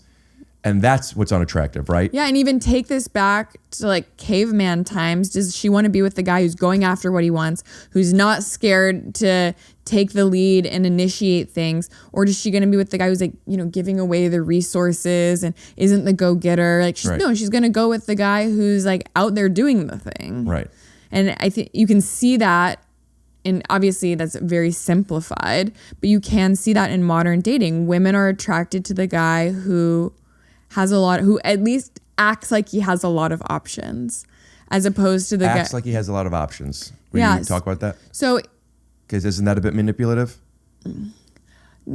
Because it's sort of what we were talking about before, like how you showcase yourself, how you market yourself. If you're looking at yourself in the best possible... One sec, girls. I'll be right up. Like that kind of stuff? Yeah. What's going on? Just pretending that there's girls waiting for me? Oh. Like, is that what you're saying? Get started without me. I'll be right there. Like, sorry about that. I got other options. No, but that would be like, the far extreme of it. And that is, and if you're faking anything, I always say women have a sixth sense. You don't think I have girls up there waiting for me to take down on them? You literally fool. I was like, is someone coming over? What's happening here? I didn't take it in like the romantic sense, but, what was I saying? Now I've lost my train of thought because the girls are waiting in the background. Finding ways that are on the other end of showing that you're yes, because women have a sixth sense. So again, if you're faking this, if you're pretending, not pretending. Let's go back to it's real. Yeah. But like I need to say, oh, by the way, I know this doesn't really matter, but like there's a couple girls that just said I was really cute. Whatever the bullshit. Like how do you let the person know in a way that isn't manipulative? So there's a way of... It's not like, you don't tell her, I have other options. There's a way of just having other options because you have hobbies, you have things going on. So like a way that I could see this coming out in a natural way is like, okay, you have a date planned with a girl. Nice. She cancels. Yeah, good job. She cancels and is like last minute and says, oh, can you do, tomorrow night instead? And yeah, no problem. And you are moving. I already know where you're going. Yeah. But what if it is no problem? What if I'm like, yeah, I could do tomorrow, instead of being like, you know what, I'm pretty busy. I could do on Thursday. Any one event in isolation isn't that big of a deal. So sure, move the plan if the new plan works for you. But if you're constantly trying to cater to what she wants because you are thinking, okay, I have to make it work with this one girl because like I literally don't have other options, then that is going to come out in how you interact with her. And do you think not having options is what makes somebody try harder, bend over backwards, whatever? What if there are options, but you really want to try and make it work with this person? So like if she says that, you said, let's do tomorrow. If she says tomorrow, if to cancel, then let's do Wednesday. Do you advise saying, no, but I could do next Friday? Or what my instinct would be, I could move, maybe not if they're two. If it happens 3 times, I think. Maybe it would be like, hey, I am still interested in seeing you. I'm feeling like whatever the feeling might be, not a priority, or you're not really, whatever the thing might be. So I'm down to do it if I'm available, whatever it might be. But like, do you say, if you do it again, I'm out? Do you say something like, yeah, I'd like to, I'm feeling this way now, blah, blah, blah. If you cancel again, you have to pay for the date, or like find a joke. Like what is it where you might feel, I can't say I've never, I don't think at this point in my life, at least, I am somebody who is like, oh, please, please, please, please. But there might be some times where somebody cancels or can't, where I'm like, oh, fuck, I really want to see this person. And I don't want to have to pretend I don't. But there is okay, so I would say underlying intention matters a lot here, because if your underlying intention is like, okay, I really want to see this person because like I have to make it work. Because I hear this from clients, like she was the only match I got. So like I really have to make it work with her. Like I really want to get her on the date. And that's your underlying intention versus like, oh, I'm interested in meeting her. Like I'll put in a reasonable amount of effort based on the fact that this is a stranger. Those do show up in 2 different ways. Yeah. So I guess what you're saying is it's not necessarily about trying to show her that you're wanted or valuable as much as being in touch with your why of, is this fear-based, or is this, hey, this is sport, I'm liking this, or whatever the better word might be. And it totally depends on where you are in the relationship. So if you've been on 5 dates and you guys like each other and she's like, yo, I'm really sorry. Like, and she, like, there's so much nuance that goes into like how you react and whether you accommodate or not. And she's saying, you know, I'm really sorry. And you already know her. Okay. Like rearrange your schedule if it's important to see her before you guys go out of town or whatever. But if this is a stranger from the internet and you've literally never met and she's canceled on you twice, then the response is probably like, I'm looking forward to meeting. If I get the vibe right now that our schedules aren't aligned, like let me know if things change on your end in the future. And actually just moving on is going to get you the best results versus trying to actually accommodate her. Because even if you do try and accommodate her, you're telling her like, because she's a stranger. She knows that you guys are now strangers and you're willing to bend over backwards for her. Even on a subconscious level, this tells her like, hey, this guy doesn't have a lot of other things going on if he just offered me Wednesday, Thursday, Friday, or any day this week that works for me, versus you even I've seen you post something about that too, and I get it, and I don't think it's wrong. I also don't think that's fair, that specific thing. Like, let's say I am free Wednesday, Thursday, Friday this week. Yeah. I understand, hey, I could do Friday evening, or I could do Thursday. And she's like, oh, I can't, blah, blah, blah. I have no problem saying, hey, I'm free Wednesday, Thursday. Now, if it's today, if it's now today's Wednesday, like I'm not like, when I say I'm free Wednesday, Thursday, Friday, my thought isn't I'm on hold for you. She might be like, I'll let you know. And then she lets me know, oh, I'm not free Thursday anymore. Like I'm not holding it, but like I am. I'm like, why can't I say I'm free this time? I know. Because I'll have that where clients will like send it. And I'm like, no, why did you list 4 days that you were free? Because I am. I know. And it does. I get how that feels like a little manipulative or like, but there is a communication and like a way to say it that just doesn't make you feel so available. And I'm not saying it's fair or like it even makes sense. And you're someone who's so direct clearly and like communicates and is okay saying what they want and isn't, hung up on, it seems like the semantics of it, but like a lot of women And a lot of like the guys Do they know this, the women? No, not even always. Right. Like it's more of just like they're taking. I don't have to make a commitment because I could figure out whenever And so it's like best for what me. I would say, and again, there's a difference in the guys who take my course, and like I have a texting course that's just like, don't say this, like say it this way instead. Like they're not coming to me because like they're getting a lot of dates and things are going great and they want a different way to say it. It's like evidently things are not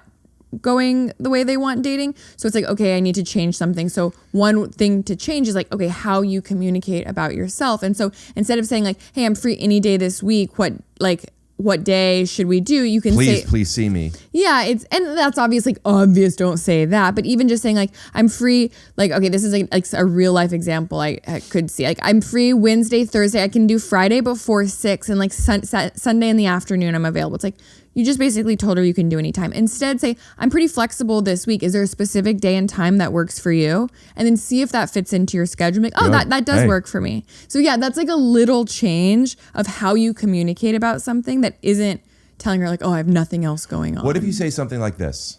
What if I were to say, what if a person were to say, I'm free Wednesday, Thursday, and Friday. I almost didn't tell you that because I don't want you to think I'm super available. I'm usually really busy. I have a huge penis, tons of cash, great relationship with my parents. And next week I can't see you at all. Let's make it happen. Yeah. I have a lot of asshole qualities, but I'm not an asshole. You know, like, yeah, I mean, it doesn't matter. It's semantics, I guess. The idea of like making yourself seem not available when you are. But here's the other thing I would say, like as a client, if I was working with someone in a coaching aspect, it's like rather than really, sure, there are these little nuances that you can change in what you say that, you know, did sound better. But in reality, let's just make you less busy. Let's get you in some hobbies, like make some friends, make sure you got your yoga every Thursday, your basketball on Fridays, like actually just have other things going on. So you don't have to like, you know, figure out how to sound busy. You actually are just like, oh, I got basketball Thursday and a happy hour for a friend's birthday Friday, but I could do afterwards. Does that work for you? All right. Hypothetically, I'm in a relationship and we both want each other and ourselves to have our own lives. Mm-hmm. And I have basketball on Thursday and I'm excited about basketball on Thursday. Let's make it Tuesday. And she says, hey, I want to do blah, blah, blah. And I know you have basketball. How would you feel about maybe missing basketball this week? Right? In a relationship. Yeah. Depends on the couple, depends on what's important. I remember a friend of mine told me, my buddy Jeff, when I was in my first relationship, I was a freshman in college. I remember so much about this. It like, whoa. My then girlfriend wanted something. I don't remember what it was. She wanted to come to visit me visit her, whatever it might have been. I'm like, I don't like this or whatever it was. It's not that big of a deal, but I didn't like it. And it was really important to her. And he said, if it's a small thing for you and a big thing for her, then I'm like, oh, that made so much sense. Mm-hmm. But if it's constantly big things for this person and always small things, then there would be some resentment there. But like if I had basketball, I was really looking forward to it. And my girlfriend was like, I know you have basketball. And she doesn't ask me this a lot, but this show's in town. I really want to go. I might not want to. And then you calculate it. Okay. Or no. I feel like I would, if somebody wanted me to do something with them so bad, somebody I cared about, be like, it would make me want to go to basketball less. Yeah. So let's do it, right? Mm-hmm. But if you're early on in a relationship and I have basketball on Tuesday and here's a girl that I've gone out with once or twice who I'm excited about, and she's busy all week. The only time she's free is Tuesday. Well, guess we can't do it. I'm making myself too available. Or like, I'll be honest with you, I would rather go out on this date than play basketball on Tuesday. Do you have an opinion on when and how you... Yeah. So there's certainly a scale here. It's like the more serious the relationship gets, the more appropriate it is to bend over backwards, to sacrifice yourself for this person. Mm-hmm. You know, so that as you get more serious, that expectation, even really expectation and level of appropriateness increases. And if you're 3 dates in, I think that's a personal call. I'm not going to say like every single time, like, you must hold this boundary to like remain unavailable. There's certainly circumstances that you want to continue to get to know someone. You want the momentum to keep going. Skip basketball that week. And there's also like a way you communicate about it too. It's like, you don't need to say like, I was really looking forward to basketball, but I'm gonna like do this instead. Just like say yes and like go do the thing. Because I touched on this before. What really matters is the underlying intent. So if your intent is like, I'm excited about getting to know this person and that's genuinely how I feel, I'm gonna do this with them. Great. If your intent is like, if I don't see her, like she's probably going to meet somebody else at the show and then she's going to end up dating them and like I'm going to be single forever. Like you need to check that emotion as well, because you are probably you are going to come across, at least in the long run, as needy. Yeah, that makes sense. You said something about dating advice. There's certain things, texting do's and don'ts that aren't a blanketed statement. It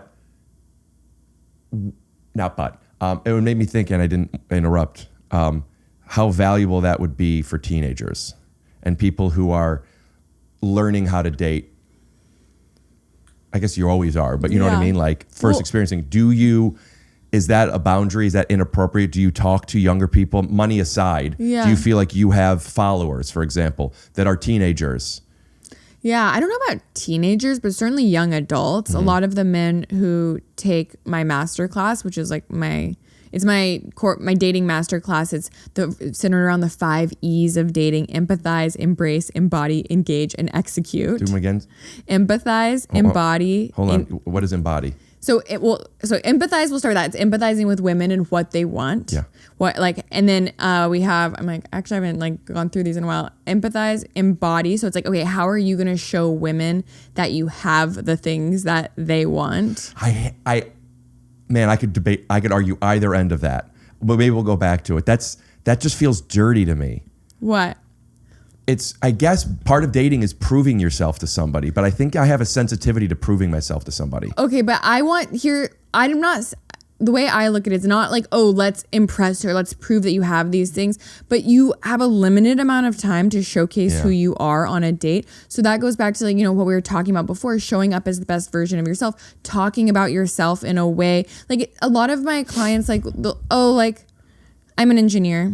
And it's like, okay, but you're not telling her a lot about you or where you're going. Like, and then when I actually ask them questions, like they have a really interesting job and they're doing something really cool. So I just like, okay, well, instead of just saying I'm an engineer, because she's going to ask what you do, explain like I make software that helps dog shelters, whatever it is that makes your job interesting. And you like, it's not like, I'm not saying talk about it more, but like say it in a way that is true to you, that is going to be interesting. So that's like really what I say, like showing them that you have what they want. All right, I get it. Empathize, embody. Embrace.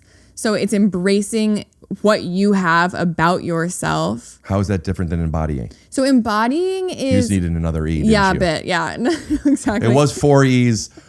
Actually, the 3rd E of my course is like, it ends up being like more like where and how to meet women, both online and offline, if I'm being honest. So it's like, okay, what women want, how you're going to show you have it, where and how to meet women. Then we have engage. So that's like the texting module, like talking about yourself as well. And then execute is like how to be on a date, like how to plan the date, how to execute on the date, how to follow up after the date. This is like the competing approach of the dentist system. Do you watch Always Sunny in Philadelphia? No. I don't remember what they all stand for. We're not going to get into it, but let's put up the dentist system.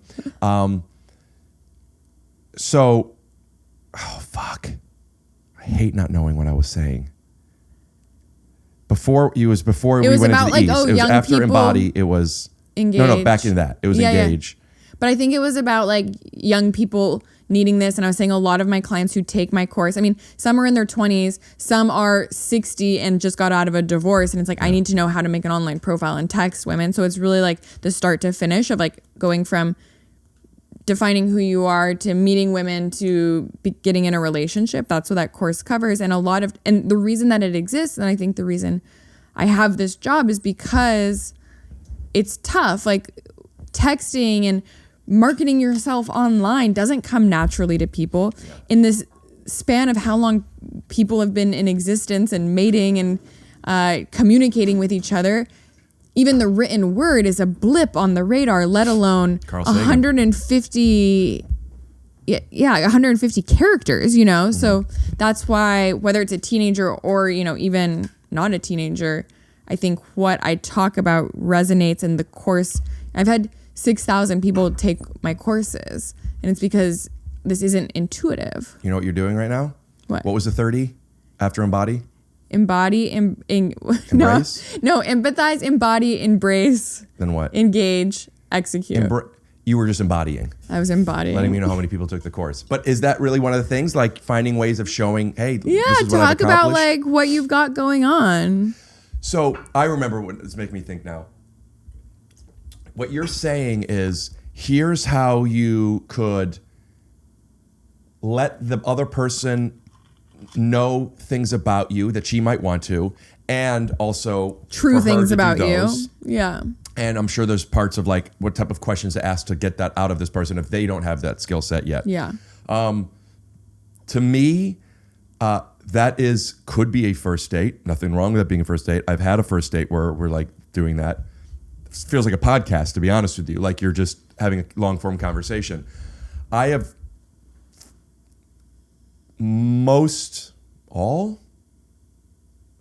at least most of the relationships that I've gotten into that felt special to me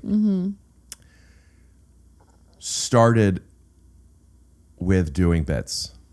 I mean, not necessarily wearing a fake mustache and doing impressions, but just like joking around and busting balls and being playful and getting to know somebody before you know how they play.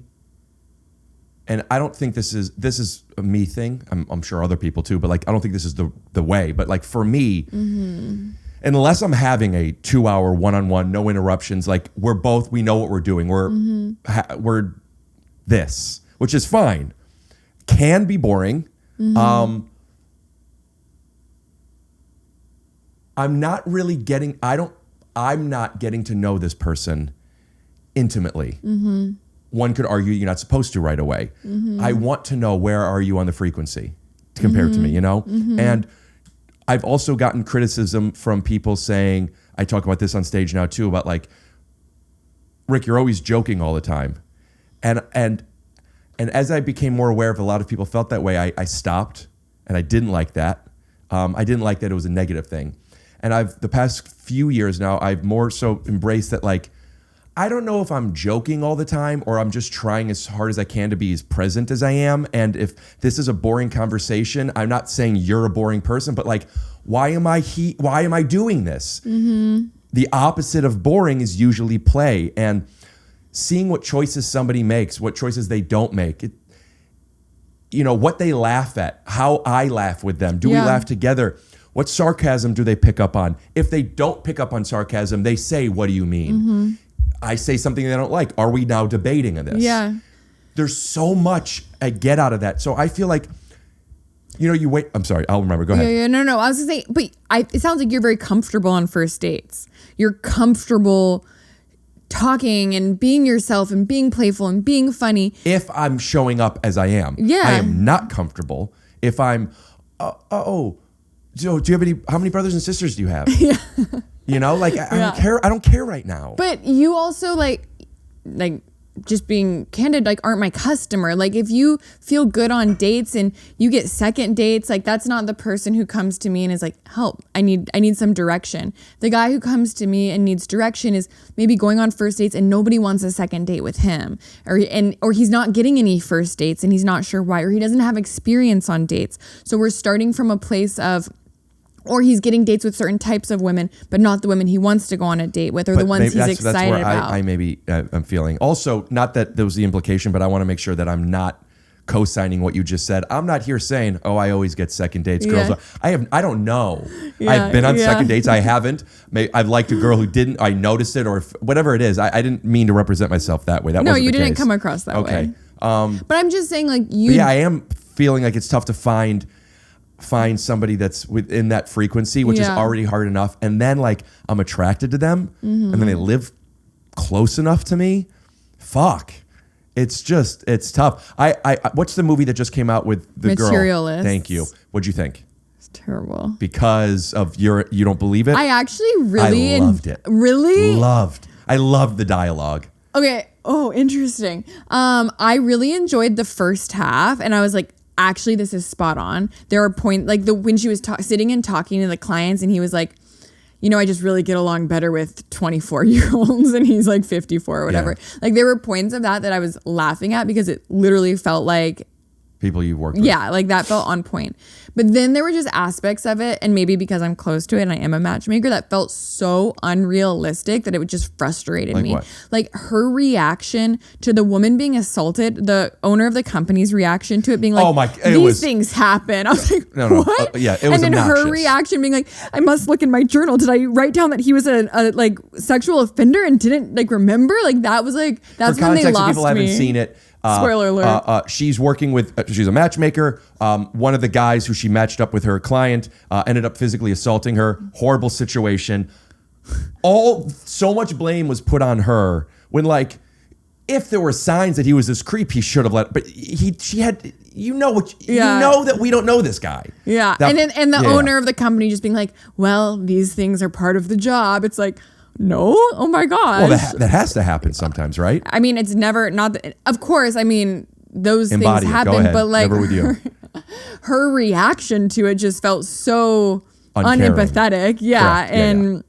Yeah, the lawyers had already called. It's like 8 a.m. the morning. I don't know. The whole thing just felt handled so interesting. That to me was I agree with you. I hated all of it. And it was such a small part of the story to me, but that's the business. I got guess. like hung up on the business side of it and how and I was immediately like, what are our terms and conditions? How are we protecting? Are we still doing background checks on everyone? Like, what is a background check that you do on everyone? we just like run them through a background checker Interesting. online. I wonder and like I do some extensive Googling. Before you set somebody up. Well, before I take them on as a client. Oh yeah, but in that case, she was the client. So like, are you doing background checks on all the women you'd set me up with? No. Oh, right. Yeah, but I do feel at least at this point, I only work with men and I set them up with women, which not to say physically and statistically safer. Mm-hmm. Yeah. So I'm less worried about that. This guy is so cute. Is he like this with everybody, or am I special? I don't want to have to eliminate the second one to say yes. He's pretty loving to most people. You are just so cute. He's such a sweet boy. So when you said the type of people that you work with that needs this kind of help, et cetera. So to be clear, there's two sides of my business. There's like coaching and courses, which is helping guys basically help themselves, like teaching them strategies for meeting women, how to communicate with women, how to show up as their best self on a date. Mm-hmm. And then there's matchmaking, which is men who ideally feel very confident on dates, are good at getting second dates. Their problem is typically they're very busy, they work a lot, generalizing here. They don't have time to meet women, or they have very specific criteria that they want filtered for before they get on a date. And that's who my matchmaking clients are. You and Bill Maher, and maybe it's just because of the people I follow, are the only two people that really push something that is meet people in person. Whether or not that's where you find your person, whether or not it seems like the point is like what I was talking about, like get comfortable in your discomfort, like get used to, it's okay to be, that's okay. Yeah. I think of this as it's direct analogy to like doing stand-up long enough. It's like, sorry, I need to like readjust my shorts and what's going on. Understood. Do we take a break for something? No, I'm good. Are you okay? I just want to readjust my shorts. I have some thoughts of myself with that and where it's easy and what's hard, but I would love for you, if you feel comfortable talking on that and why. I am a huge proponent of meeting people in person. When I say meeting people, I think where you can get mixed up is guys go on like, oh, I'm going out to meet women. Right. And that's not what I'm saying. Just go out and interact with more human beings. And we don't mean going to the bar and dancing with people. I certainly don't. Right. I mean, developing social circles and communities through whatever you enjoy, whether that's yoga or that is pottery or that is weightlifting or that is pickleball. The big anything, those are totally at random. Whatever it is that you enjoy, go spend time doing those things with other people who enjoy those things. Come here. It's okay. Come here, bud. What about being out someplace? grocery store, wherever you are, and seeing somebody who's like, oh wow, I want to go say hi to that person. Yeah, do it. Great. Oh my God. Do you have tricks? I don't know about tricks, but I certainly have some advice. I actually have an entire course that's just called Approach Academy because Go to approachacademy.com/TYSO to get 20% off. Where do you go? But Really, where could people find this stuff? datingbyblaine.com. All of my courses BLAINE. BLAINE, datingbyblaine.com. But like to simplify it, sure, there's a lot of different ways depending on where you are, what you might say. But the simplest thing is just say hello. Mm-hmm. Say, you caught my eye, so I wanted to come and introduce myself. Would you feel comfortable doing a little role play with me? Yeah, let's do it. And I'm sitting at a table outside at a coffee shop, and so are you. And we don't have to roll gender reverse, whatever it is. It's just a conversation. Yeah. And I guess it'll be easier if I have the dog. So let's not involve the dog yet. Okay. Just say hi to me in a way that you're drinking a coffee sitting there. He's gonna hear. Yes. Okay. Will you please have him call me when he gets here? ? Yeah. Okay. So I'm walking over. There you are. Oh, you're walking. You're gonna actually walk over to me. Oh, I don't know. What are we doing? Sitting next to each other? No. I was just thinking if it were me, I don't know if I would feel as comfortable walking over and just doing it as much as I would be like, all right, let me suss this out. I'll sit down over there. I'll go like this a couple times. You know what I mean? No, don't do it. The more you think about it, I know. the more it's gonna be a problem. Yeah. But I like actually don't know you're kidding because that's like literally what some people I wasn't do. kidding. I both know that and it's what you would do. I would try not to. I would have to just do it.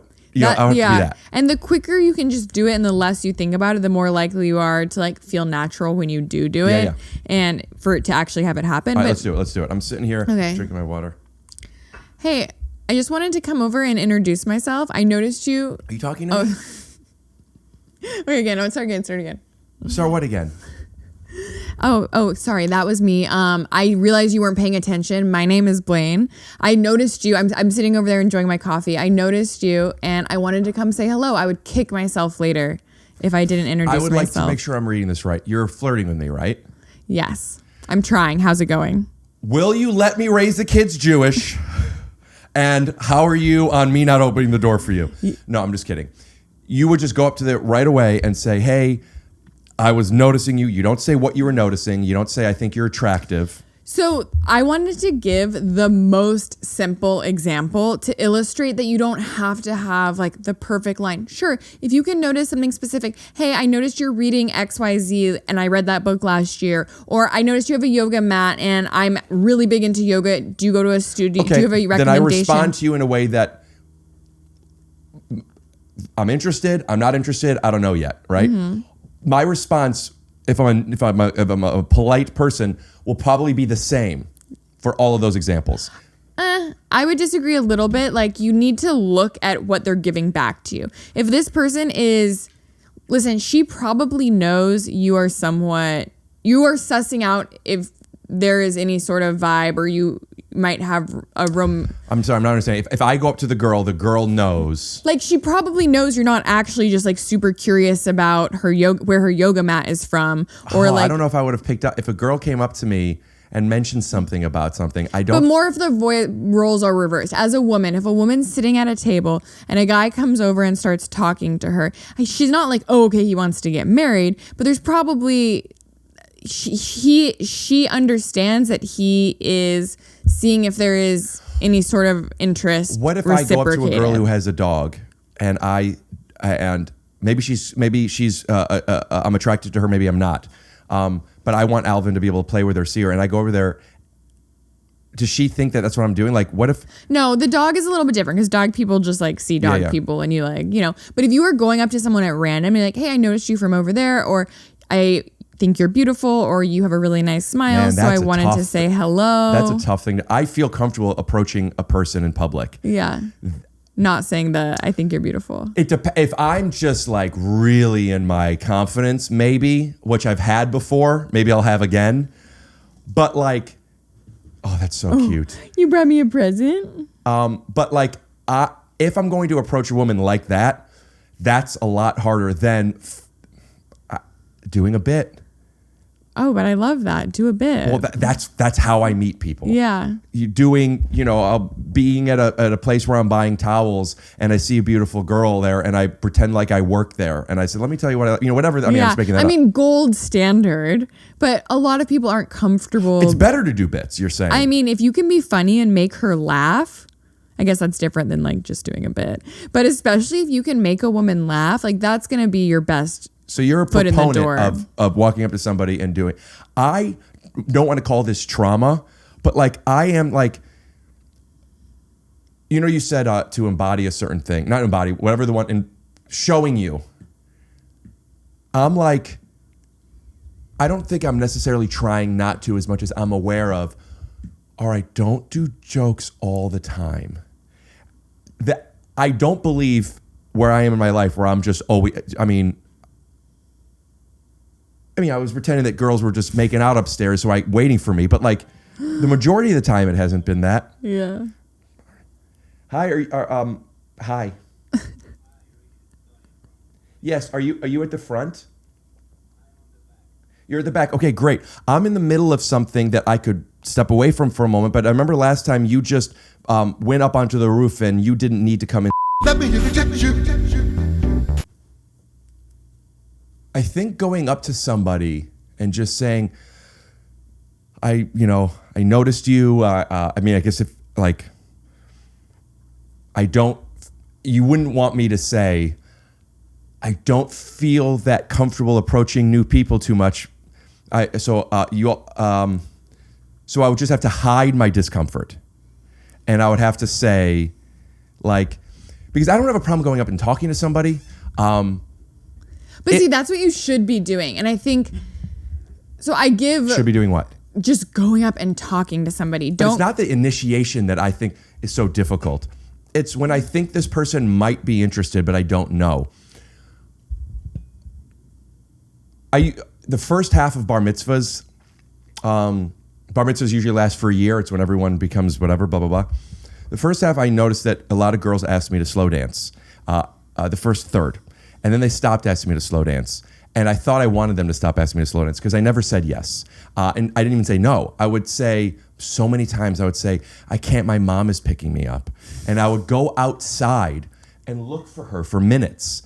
I guess she's not picking me up. Before I think girls just realize I'm going to keep saying no. I was so nervous because like, I love dance. I love and loved dancing. But when you're doing, she puts her hands, if she's popular, she puts her hands behind you like this and you're doing this stuff. What are we doing? Because I don't think they all want to go on dates with me. Yeah. So what are we doing? So like, do you feel like you need to let me know that you like me? I'm uncomfortable. I mean, I talk about this on stage, but like going in for a first date is so scary because if you kiss the girl, not on the first kiss, not first date. Yeah. If you kiss the girl and she isn't that interested in you, there's a good chance she still might kiss you back. Mm-hmm. And because she doesn't want to be uncomfortable for the night. I've heard so many stories about this. Girl, she kissed just because like it was easier than not. I'm not kissing. saying making out, but just like a kiss, mwah. Okay. Just a little something. Yeah. And I'm like, what's the point of going in for a mwah? Why am I doing this? Am I doing this to let her see that see if it's enjoyable, to see if you like kissing each other. Isn't information to me yet. I don't know if you like me. Yeah. And I want you to know that I want to know. And so like if I'm talking to a girl and things are great and blah, blah, blah, blah, blah. And then once I say, asking for her phone number to me is the same thing as going in for a kiss. Do you know what I mean? Yeah, like she might give it to you either way, but you don't know whether or not she actually wants to. And it's me saying, I'm interested. Yeah.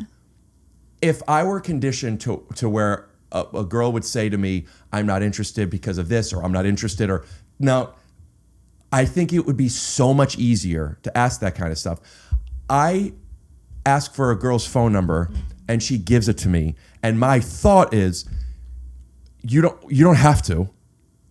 And I'm not even being, I mean, I guess it's insecure, but I'm not I love who I am. Yeah. And I think I'm valuable. And I think that you would love me. Yeah. if the frequencies and blah, blah, blah. But I also know you don't know me yet. Yeah. All I said was I like your yoga mat and book. How could you possibly know? Yeah. That's where I think doing jokes and stuff are like, we don't have to kiss. I don't want to kiss you yet. Play with me. Yeah. You know what I mean? Yeah, yeah. So eliminating the jokes. Anyway. But eliminating the jokes for you, like that's such an essential part of who you are. Sure, I get not like only ever joking because then that might be somewhat tiresome for somebody. You need to have a balance. Yeah. But like you should lean into jokes because a woman who doesn't get that or a woman who doesn't think it's funny that you're pretending to work at the towel store probably isn't going to be a good fit for you. And if she's like cracking up at it and then you're like, no, seriously, I actually just think you're really cute. Like, would you want to hang out sometime? And she's like, yeah, let's do it. And gives you her phone number. She's not saying I'm in love with you. But that after bits, then I believe it. Okay. But without the bits, I don't believe it. And I'm not always in the mood to do the bits. Yeah. So if I see a girl at the towel store and I'm interested in her, but I'm not in bit mode, Yeah. I'm just going to take the L. I'm not going to say anything. Well, that's silly. Thank you. But that's what I'm saying, because that's what I'm Yeah. like, I could initiate, I could talk. Yeah. But I think this is sort of going back to what we were saying about like you just like dating people earlier. It's like she doesn't have to know whether she like really is romantically interested in you yet. Just like you don't know yet. The point is you're Yes. both opting in to just like talking a little bit more, maybe your text a little bit. Okay, we still both are opted in. Okay, let's hang out. Let's go on a date one time. Okay, we both enjoyed it. Let's opt into a second date. It's like, Yeah. it's okay. It's very casual. I don't know if I agree. I would love if that were the case. I project that people have expectations of what stuff is. I've gone on a date before, and then the next thing I'm working on something. She mentioned she could come over here. In my head, I do not want to have sex with this person yet. I'm also like, who knows? If she came here and then blah, blah, blah, and we ended up fucking each other, that might be fun, but that's usually not what happens. And Yeah. I know I don't want to be thinking about that. So then you want to say, by the way, I don't expect that we're going to have sex. Well, I used to say no. It's not necessarily coming over. I would say no to things because I was afraid of what I thought they might think this was. Then I would start saying things like, Has anyone ever told you overthink? Who said that? Yes. It's easier to not overthink when I am in touch with what I'm feeling because now I have the answer already. And I find myself when I'm overthinking, it's because I'm seeking information that I don't have. When I realize it's information I can't get, it's easy to drop. When I realize I have the information, it's easy to drop. That other area is where it's too much talking, it's too obnoxious. It's me saying things like, hey, I would love if you came over, we could watch something. I'm not saying that you think that we're gonna have sex. I don't even know if you wanna have sex with me. I just wanna say out there, I'm not thinking this is a sex thing. I don't even know if I wanna kiss or anything. I am interested in you, like that kind of stuff. Yeah. And I found ways to like, make it playful and Yeah. I won't call it charming, but just like being Jewish in the good way. Yeah. You know what yeah. I mean? Like, but like those things that appear as bits are, but Yeah. not because like sometimes I've learned that people think like, I don't know if you're joking or being serious. And I often think like they're not mutually exclusive. Like the lyrics I'm telling you are true words. There's a melody behind it. I'm singing something. I need to tell you, hey, I'm not, I think you're attractive. I want to get to know you. I'm not going to feel comfortable kissing you this time. I don't want you to think it means I don't like you. If I don't tell her that, in my head the whole time, I'm going to be thinking, oh, she's going to think I'm a loser if I don't go in. Or something like that. You know what I Yeah. mean? So I want to just like, hey, I have a pimple. I don't feel attractive. I'm fine if you're okay. You know, like I just want to say everything right away. And then, Yeah. fucking, let's just talk now without we having can to be think about relaxed. hooking up. Yeah. How do you do that without bits? I don't know. Okay, you're way better off doing that as a bit because now it's funny and she's laughing and it's lighthearted and she feels good about it. So you can get away with that. If you're very serious and not doing a bit and you're talking about how gross your pimple is, Forget that one. that's a huge turn off. Forget that one. Okay. More do the one where, The kiss. yeah, like I don't want to kiss you now because I won't know if it's real. I don't know if you really want to. And I know, and we don't need to get into this, but I know a big part of the comedy that I've developed and my language of it has come from the most efficient or maybe the only way I have found of expressing discomfort or wants in a way that it's like, my podcast is called Take Your Shoes Off. But, sit on the blanket, do this, wash your hand. There's so many things where like, I have to do it in a joke. And now that I'm older and I've learned I don't have to do it as a joke, I don't have the language. I don't have the language to go up to you and be like, hey, da-da-da-da-da. When in my head I'm thinking, don't worry, I'm not trying to kiss you right now. Does this relate to connect to anything that you've heard other people that's maybe more articulate than what I'm saying? Yeah, so what I think probably for you, there's so many people who, and a lot of my clients who have the tendency to overthink. They're really smart. They're intellectual men. They're very analytical. And so they're oftentimes thinking a few steps ahead. And that makes them nervous because like what you're saying, or what I think you're saying is you feel like you need to get ahead of the situation. And for you to feel comfortable, you want to make her feel comfortable, and to make her feel comfortable, you want to say like what may or may not happen. And I think you're actually in a fortunate position where because you do them as bits, you can get away with it more. Yeah, it's funny. I agree. It's funny. And for the guys who aren't doing it in bits and who are very serious, it is going to be more... It is going to negatively impact their dating life more. I think, and the right woman for them might be like find that endearing and be okay with it. But what I said earlier is like, I'm giving advice that's going to help you in most situations. I think a lot of guys have a problem going up to a girl, and it would be easier for them if they could do it in a jokey way, right? But jokey doesn't mean silly and jokey just means sorry. Well, I was going to say, I feel like a lot of the reason guys come to me is because doing that is very hard.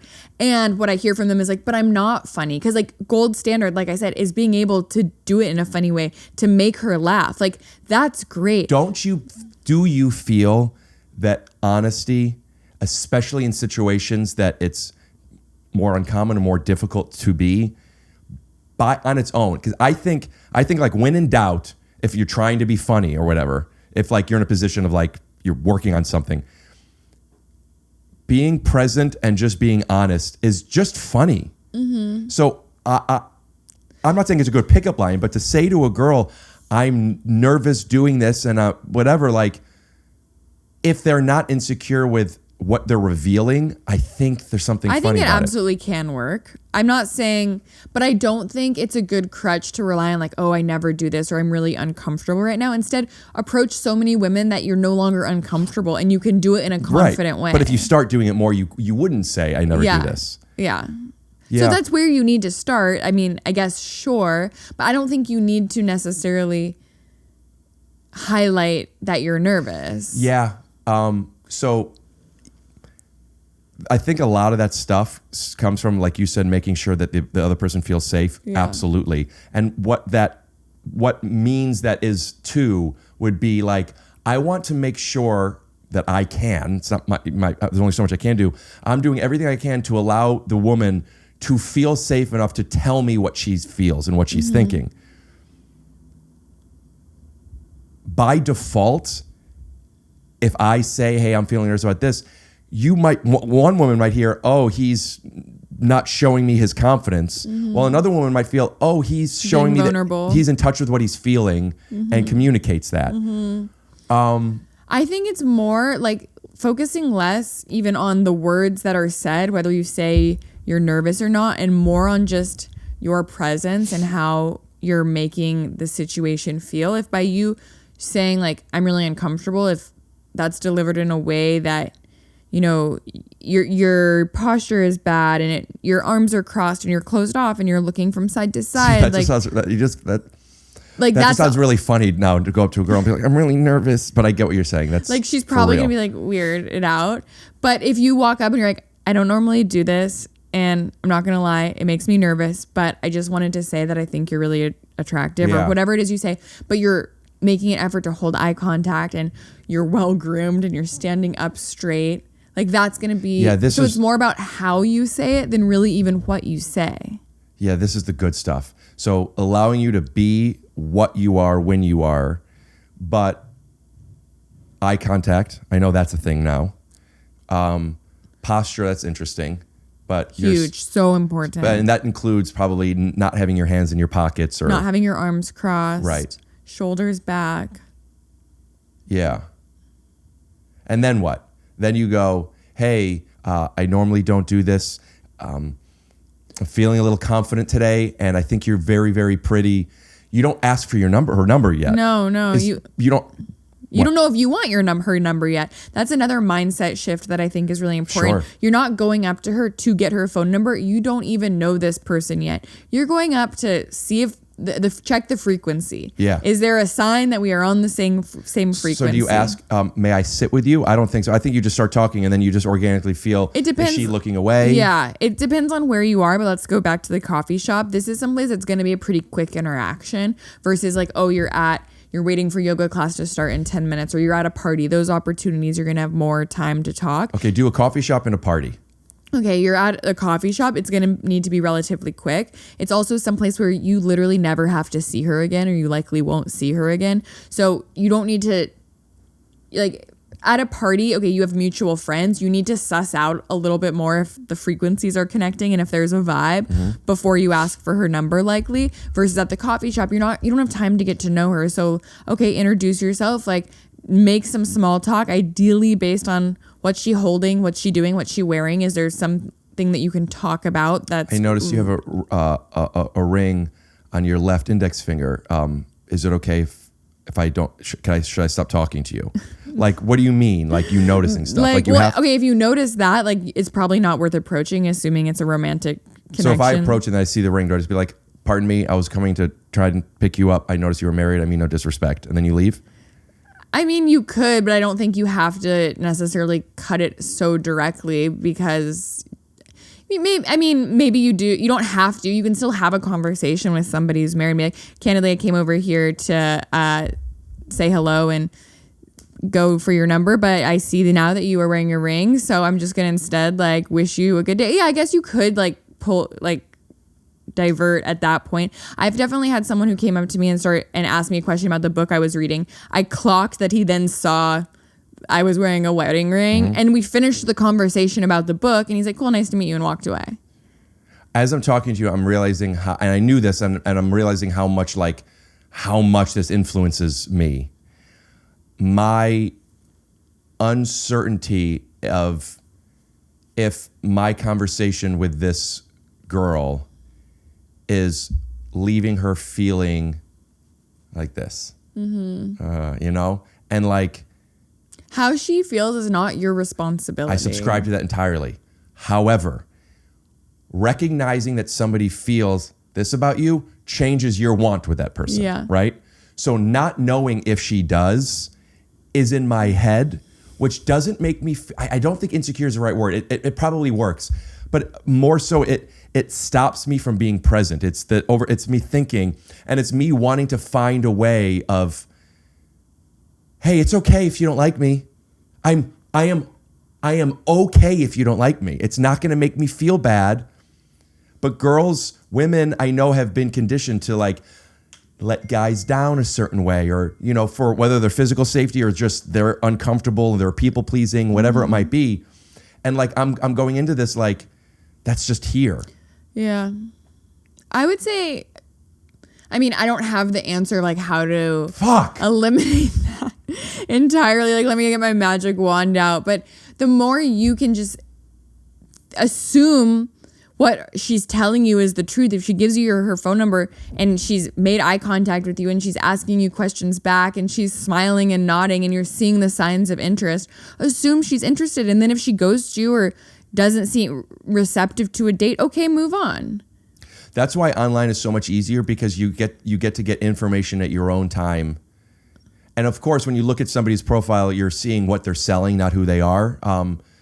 But there's, it's information. Yeah. And I feel like if it was a work situation or a friends or whatever, and we've met before and it was good that time, and now, I was excited to see you. Like, it would be easy. I was hoping you were here. It was like, I wanted to like get to know you more and stuff. And I didn't feel like I could ask for your number yet, but like now I do. Like, now I'm like, now I feel okay. But to do it right away when you meet somebody, like you said, at a party is probably easier. So at a coffee shop, you go up, you don't say, hey, I noticed you, let me have your phone number. You go, hey, I noticed you, and I see that you're having that civil coffee croissant. Have you ever had the Nutella one or whatever? Yeah. So I will say, like, there are different ways to do it. Your best bet is going to be to exchange a few back and forths, because that's just going to give her more information that you're not a creep, that you... That's what I'm talking about. You got to give information, not that you're desirable even yet. Yeah. But you have to show them that you're not a creep. Yeah.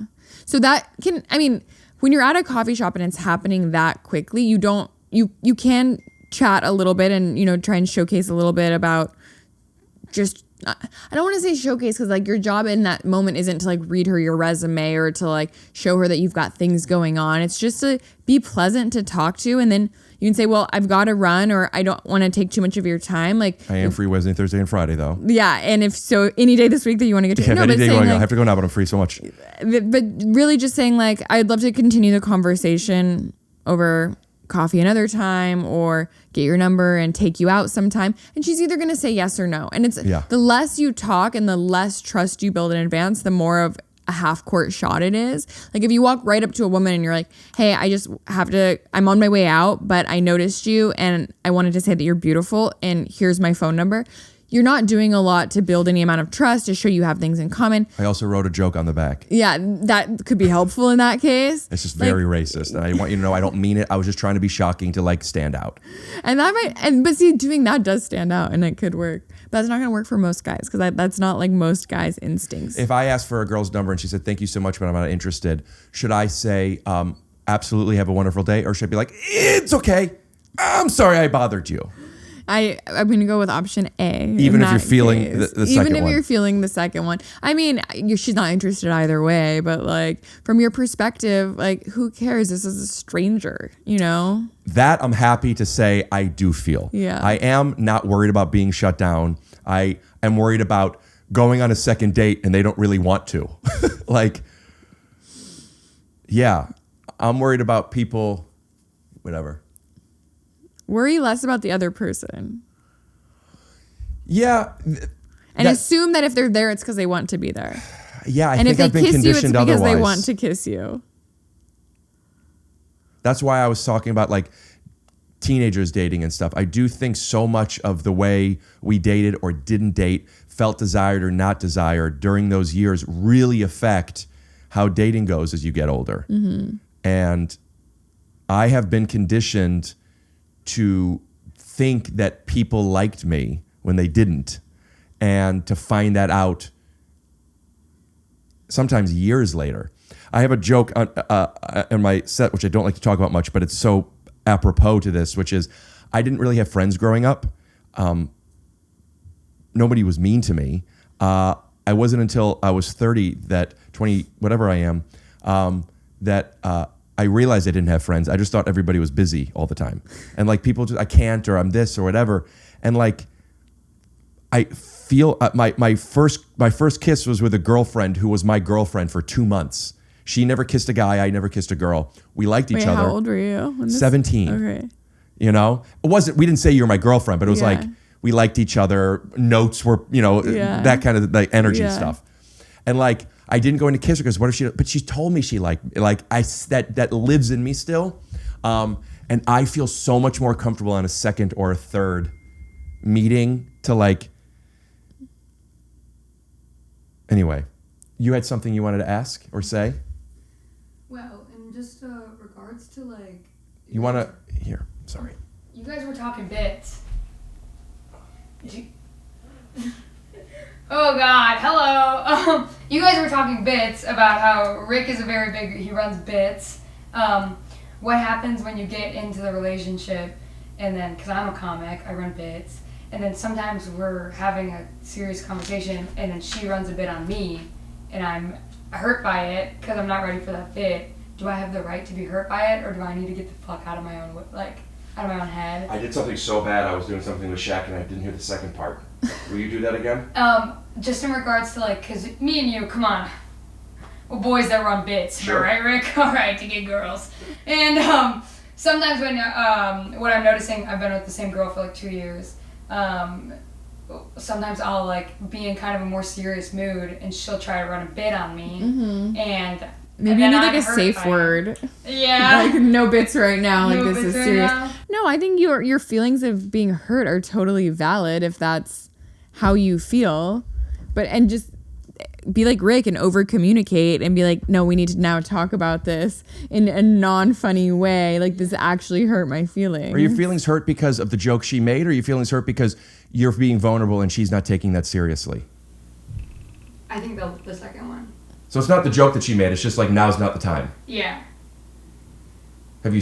And you? Have you Yeah, said, we communicate, but then I'm a feelings type of person, and she's like intellectualized feelings, where she like analyzes. Yeah, sure. And tries to fix things, and I'm one that's like feels it through my body and then has to like talk about it, and I'm very sensitive, and she's very like math. Wants to like, okay, this is how it is. Now we can move on. We're done. Yeah. I have advice. Let's hear your advice. I have a Nickelodeon dog tag from when I went to Double Dare years ago, and it has Nickelodeon on it, and there's an orange and there's a blue. I think like a closed sign. You can't handle the bits right now. You turn it. And you might not know it in time, but she might say something and you go, oh. Yeah. Okay, that's interesting. There. That's kind of It's fun. fucking You easy. hadn't thought of that yet? Oh, okay. Oh, now I'm being vulnerable and you turn on me. I'm Okay. sorry. Do bisexual people not like Double Dare? God damn it. No, it's okay. We're doing great.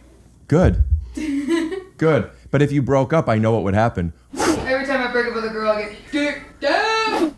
Do you have something? Do you want to close with that, or do you have another question? Okay, so I'm just kidding. Communication is key, which thank you. I kind of knew that, guys. But also maybe a dog tag. Maybe a dog tag will get you there. You- No, and I think even having that conversation not in the heat of the moment, so bringing it up at a time when you're like on a walk or... Wait, no, I have a question. Okay. Okay, so say you're hurt by something. Yes. Say you're hurt by something. Say I'm hurt by something, because I'm sensitive, okay? I'm a sensitive person.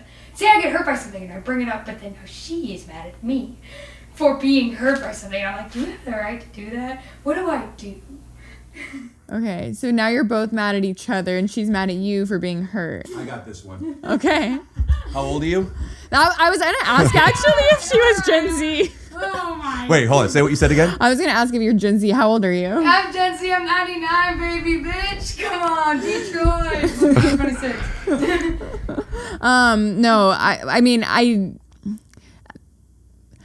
I think the reason I asked that, and like maybe that's where you were going to, is I feel like sometimes my younger clients have more feelings and talk about their feelings even more than like definitely like the millennials who are more like, okay, let's just like power through this and like see how we end up on the other side, which isn't good or bad, but like I will say it feels like Gen Z is lots of feels. And I agree with that. But Rick has lots of feels too. I do. I also I think, I don't know if I would call this a tool or just perspective. What's the difference? But Hit me with it, Grandpa. decide if you accept who your person is. Yeah. And I think, and I've felt this from the receiver, and I've noticed this of the way I feel about people sometimes, used to more so. I've decided I want this person, or I like this person. This person is something that's valuable to me. So then when there's micro moments, it still might be upsetting, but it makes it easier for those moments to not define the relationship or the person, and just either be, okay, this is operational cost, or it's easier to not fill in those blanks. I mentioned it earlier a little bit, but like, wait a minute, this person did this. It must be, to know, well, no, it's not. And just, you could ask that. That's communication is great. But like, even if you don't, that's where shorthand comes in, where it's like, I know this she's just this way or whatever. Yeah, I think that's actually what we're both kind of like learning right now in relationships, is like the micro moments and how like we both like each You'll other. have it in 4 more years. It happens when you're 30. Yeah. Fair to say? Yeah, I think just experience with communication and relationships, like the more you have, the more success you'll have there communicating. You did a post once, somewhat similar to that, of like how much you believe in dating multiple people. Not just to show what you said earlier, which is That you have options. Yeah, but also what you're saying now, the experience aspect of it. Will you talk on that for a minute? Yeah. I mean, it's sort of back to the point that I think you were making there, which is the more experience you have, you're going to know what you like, what you don't like. So I'm not saying like, okay, you can date, if you only date one person, that can't be a good relationship. It certainly can.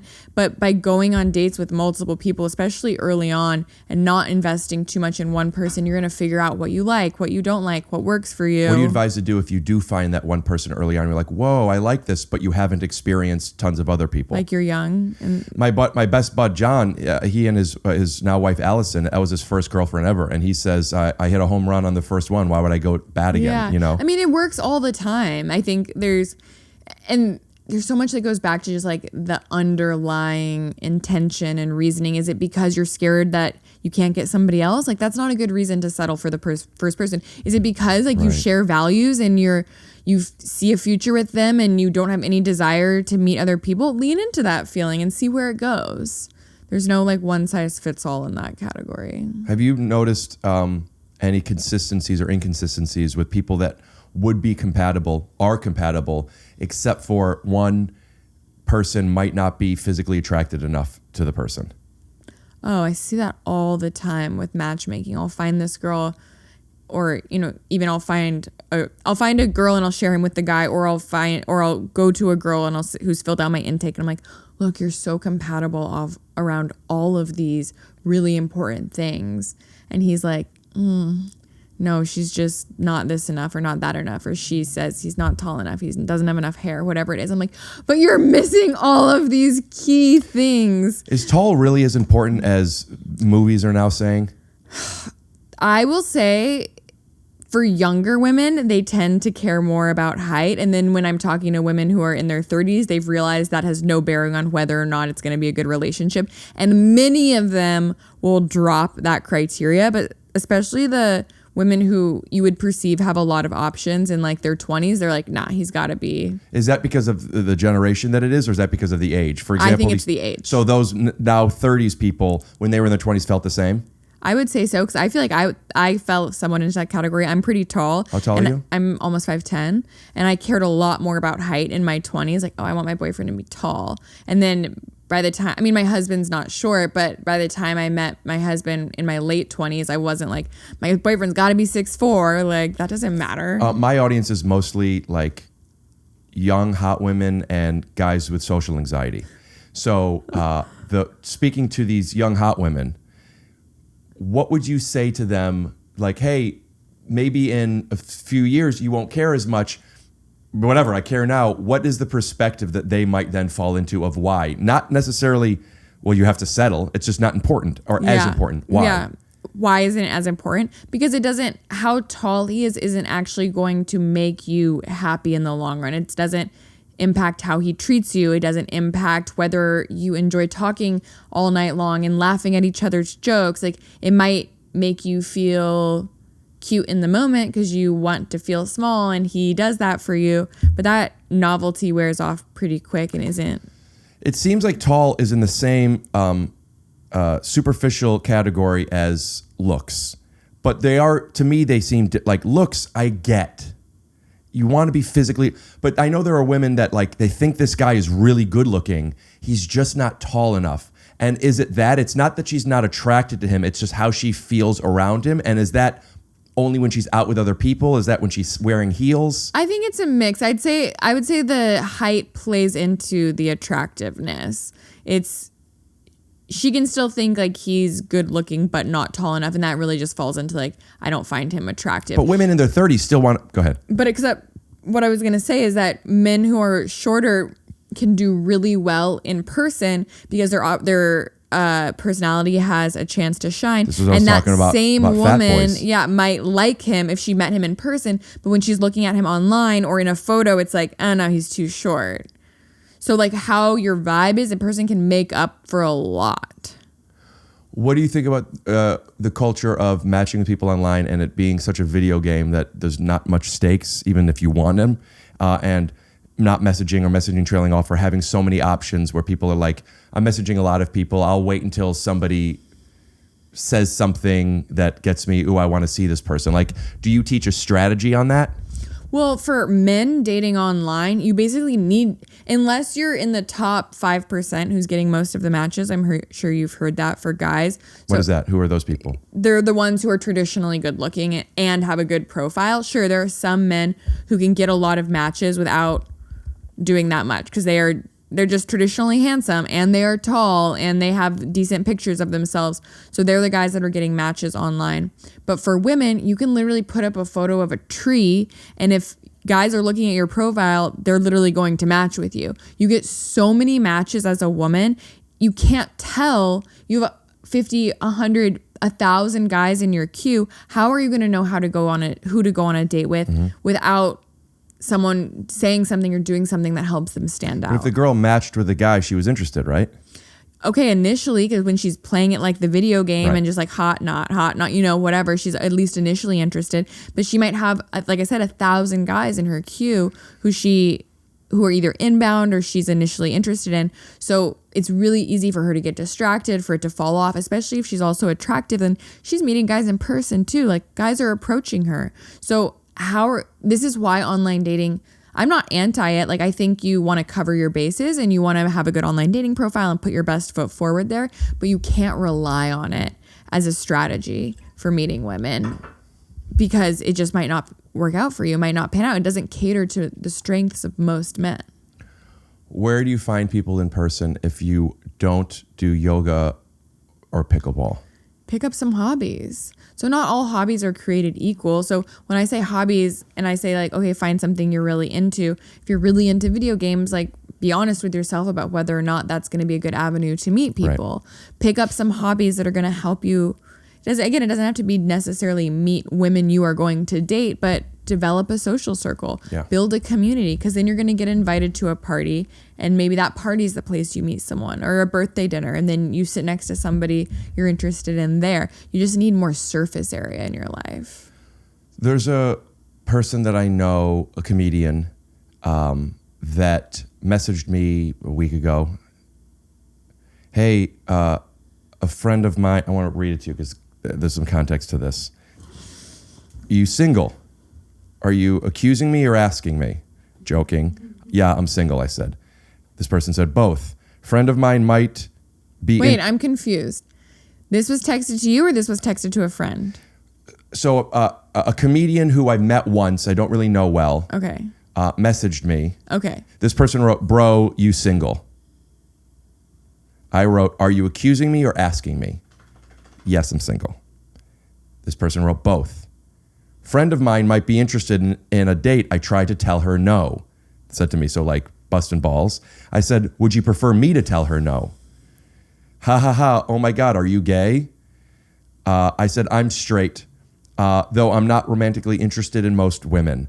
I'm trying to find a way of not saying yes and then seeing their profile and being like, no. Yeah.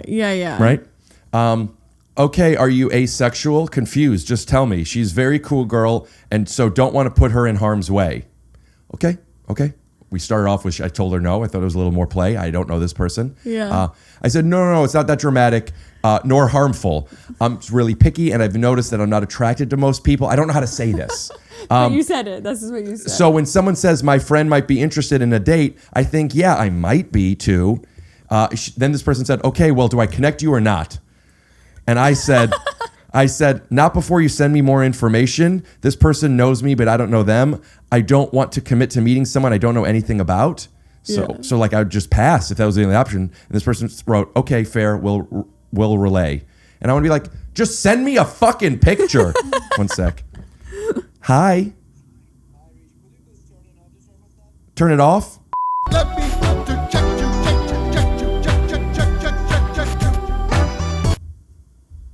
So I'm sitting here thinking like, all right, I'm not. Well, no, that's like a really annoying way to try and set somebody up. Right? Yeah. But I'm like, this person might be a great match. Yeah. Okay, so I have a few thoughts on this. Oh, it feels like your AC's back on. I just turned it off. I feel like I got a breeze. Maybe it was just you rushing back into Might the have been room, that. moved the stale air around. It's not that stale, but I've been out of town for a bit. Okay, well, first of all, that's an annoying way to set somebody up. Like, most people aren't going to be open to blind dates. Second of all, if that was like a good friend of yours, which it sounds like it's not, this you don't know this person. Oh, who's I would be asking so many more questions. Yeah, but I'd also say, like, for example, if let's say we're friends and I'm like, Rick, I've got a great girl for you. Trust me on this one. Like, Well, you're a matchmaker. Okay, well, let's say I'm not a matchmaker. Take error on the side of taking a date. There was no sales pitch. I agree. That's why it was a terrible sales pitch. It was not a good way to go about setting somebody up. But I would encourage people on the receiving end of setups you're not, again, committing to marriage. Like, go meet somebody. Like, grab a drink. Like, yeah, that's fair. But it's also fair to, like, want to see a photo. Yeah.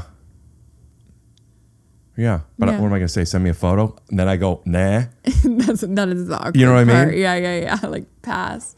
Excuse me. I think in that case, your response is like, she's very beautiful, like, but being direct, she's not really my type. Like, thanks for thinking of me. Yeah. That's a very tactful response. Yeah. Yeah, maybe I'll write this person back. Did they ever follow up? That was it. She said, I'll revert. I'll relay the information. Okay. And I don't know what this information is relayed, but I'm curious if the other person says, did you tell him anything about me? Yeah. Other than He said he's very like, cool. And also, then what is this person saying to her? Like, oh, he just said he's very picky. Like, do you want me to share your photo? And then she's like, well, no. Now I'm like, yeah, I don't think that even got to them that way. Anyway, just, there's some learnings here for if you're trying to set your friends up. Give more of a sales pitch. This was fun. I had so much fun. Thanks for having me. Thank you for doing this. What, Dating by Blaine? Dating by Blaine. And what's your Instagram again? Dating by Blaine. And what's your TikTok? Dating by Blaine. Okay. Easy. Dating by Blaine. Easy. And for people that don't have the 25,000 or don't want to be match made up, but you have all these different courses. I know you have a Yeah. course of how to approach someone at a gym. They're very specific courses. Yeah, well, I have some free guides on how to approach people at the gym. You can DM me for those free guides. But I have an approach academy that's just about approaching. I have texting operating system, which is about texting. I have online dating operating system, which is about just online dating. Or are they videos? Yeah. I should have watched the. No obligations. You don't have to answer now. It's okay if you don't like me. But if you're ever in town again and you want to come back on, Yeah. I would love to have you back on again. Either just you and me again, and or with another friend or something. Yeah. But if that were the case, I would want to watch at least one, if not a few of these. And Yeah. I still do. Yeah, I mean, I'll give you access. You can watch my courses. How much do they cost for or they're all different tiers? They're different tiers, but all of those short ones I mentioned are under $100. Okay. Yeah. I want to watch them. Yeah. This was fun. This was Thanks super for doing fun. this. Yeah. I have to take a Polaroid of you. Oh, and then, great. And then that's it. Perfect. Theme music. Oh, also, did we put up your Instagram? Anything you want to share? Yeah, fuck y'all. Theme music. Scoot doo. Blah. Oh no, I have to add film. Thank you. Am I out of film? I get a glory of every episode here. Son of a bitch. I'll have to come back. Yeah, but it's not the same. Yeah. All right. That's well, I'm unfortunate. looking again. One more second. But now they have is that one of the ones that is Bluetooth? You can like take a picture on your phone and then print it as a Polaroid? I have that thing, which I was going to suggest using, but this is not it. Cute. Okay. Fun. We got it. Blabbity blue. Scoop